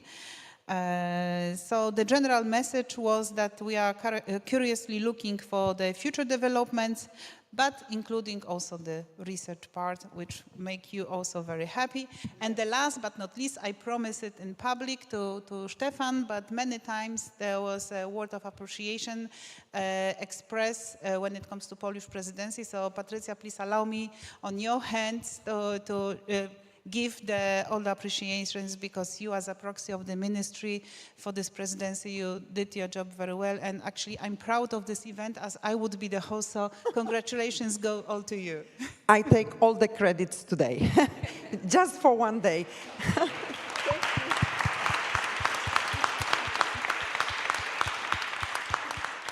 Thank you, Emily. We were very positively surprised by your dynamic presentation. I myself, of course, very much, because the Arcus word was quite big on the presentation. So please give us, the broader picture and what came from the panel, the final panel. Okay, well, you've just heard from me, and I think it's fairly safe to assume that we were all kind of together over the last hour and a half, so I don't have to go over the old ground necessarily. So if you don't mind, I'll be a little creative. I very much like analogies, and I'm going to start a new one, and I'm going to build it with you. And so it could go south, it could be terrible, but give me a try. Do you know the story of the shoemaker and the elves? Does anyone not know the story of the shoemaker and the elves? Okay. All right, so this is a bedtime story. Once upon a time, there was a shoemaker and his wife, and they lived in a small town, and they had just enough to get by. And so each day, the shoemaker would set out his materials for the next morning. He could make one pair of shoes a day. He would set out the leather and the hammer and the nails. He had everything ready. And the next day, he would put it together, and he would have one pair of shoes to sell. But this wasn't enough. It's very hard to get by when you can only make one pair of shoes a day and sell one pair of shoes. His family didn't have that much to eat. There wasn't enough bread. They didn't have a lot of space to take joy from the world. I'm adding some of my creativity here. Until one night, he was visited by some magic elves. And the elves could work much faster than he could, and they could save every little scrap of material, and they could put together 2 pairs of shoes. So the next day when the elf from the shoemaker woke up, he found 2 beautiful pairs of shoes sitting there. So he had been used to making these very normal shoes, right? They were very functional, very, very good if you're a farmer. It was very adapted to his local community. But these shoes were something special. They were attractive. He had a woman in front of his shop within minutes when he put those shoes out in the window, and they were sold within seconds. And the next night, the elves, he could put out more material to make more shoes, and the elves came back, and instead of 2, they made 4. And this repeated continuously until one night, he and his wife decided to thank the elves, and they put out a pair of clothes, little clothes, because they'd stayed up and seen that it was elves helping them, these magic little creatures. So they put out a nice pair of clothes, and they gave them little gifts, and they stayed to watch these elves receive these gifts, and it was a joy for them.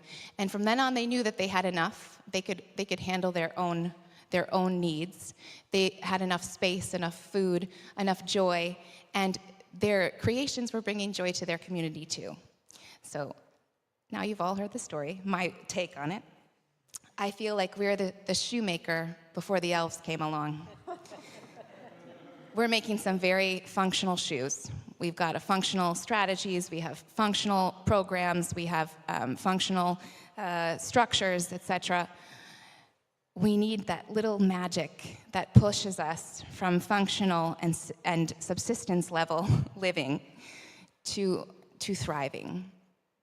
And we're all putting this magic in, and I think this is where my analogy starts to get a little cloudy. I have to put this together with you. So what are the shoes The shoes are kind of like what Fernando just mentioned in his session with students. We're now seeing some more interesting shoes. We've got students who've come out of our joint programs and they've loved their experience. So we've got these beautiful programs. They're not just functional, they're really attractive. We have joint research projects that we've cobbled together somehow, even if we haven't had the funds from Erasmus+, of course, we have found other ways. We're getting more attractive outputs now, something to put in the shop window. And we've gotten there because we're kind of creating our own magic. And I think if my session brought something to this discussion, we can think about the ecosystem partners. So we don't want just a shop with one shoemaker and some magic elves. That's not really realistic. We don't have a magic wand, as you said.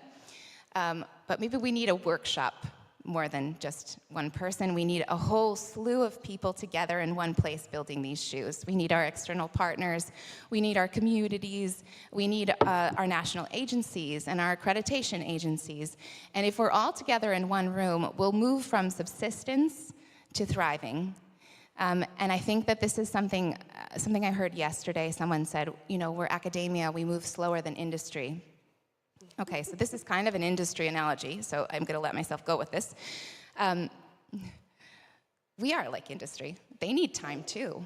If any of you were in Paris for the latest speech from Macron, you heard from industry leaders, the CEO of Michelin, who said when they think of an R&D project, they think 20 years ahead.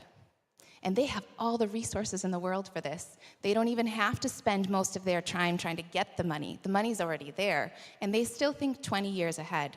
So if we do move slower, we should probably be thinking 30 years ahead. But in that sense, we're all the same. This magic we're looking for, yes, it's finances, but it's also this time and space to be creative, and there is a lot of creativity in our work. I think that's the joyful part about all of us being together, is that we had some good ideas before, but now they're even better. After hearing from all of you and hearing from your panels, I have so many ideas, and I just need the time and resources to make them happen. And I think our alliances will get there. We will pass that threshold from being subsistence level shoemakers to having a thriving workshop with beautiful shoes in the window, and this joy from seeing our communities benefiting from everything that we've created. Thank you. Yes, applause, of course.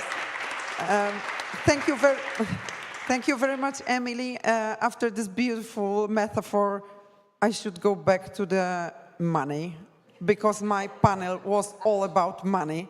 So I just say that we agreed that we need a sustainable financing, that we need a long-term strategy in financing, and definitely what we need is are the resources for research. And of course, I agree what Dominique said, that there shouldn't probably be an extra path for the alliances for research, but we are open for any kind of competitiveness. However, it would be great if we can use the resources not to cover our research activities, as we did in the last years and months, trying to to moderate our academic communities in research area without saying that it's research. It's crazy. I mean, that's our mission. So. What I wish for is more money for alliances, sustainable and long-term financing, and of course research. So that was the conclusion from the panel. Because this is the final event of the Polish presidency almost, and for me it's also a final of a long journey, please allow me to say just a few personal words. I would like to, I dreamed about this day for months, and it was rather scary dreams than funny ones. But finally, we are here, and I just need a weekend break and then a little time to think what to do next. Of course, it would not be possible without support of many of you in the European University Alliances, all the friends in different places all around Europe. You know that I think about you now, and about, I'm sorry, I'm emotional, about all the messages I sent asking about the helping hand and advice. Thank you very much, all of you. I would like to thank Kasia and Mirek from Erasmus+, because they are always for me when I need them. Thank you, Dorota. Thank you, Dominique, Dorothy. It was quite a great journey. Thank you very much.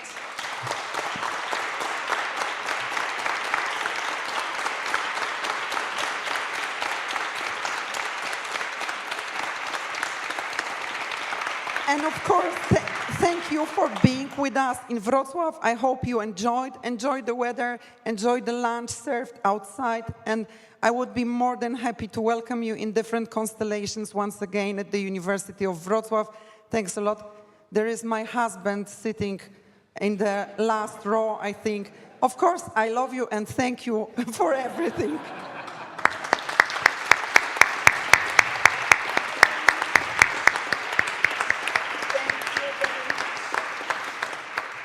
Ladies and gentlemen, dear all, on behalf of everyone here, the organizing committee, the local organizing team, and our sponsors and friends, the University of Wrocław, the Polish Ministry of Higher Education and Science, the European Commission, and the Polish Presidency, all of you, panel moderators, all of you, dear participants, thank you so very much for being part of this amazing event. I wish you all the good luck in your future endeavors and hope to see you again in Poland or elsewhere in Europe at our next conferences. All the best. Thank you very much. Marcin Witkowski signing off.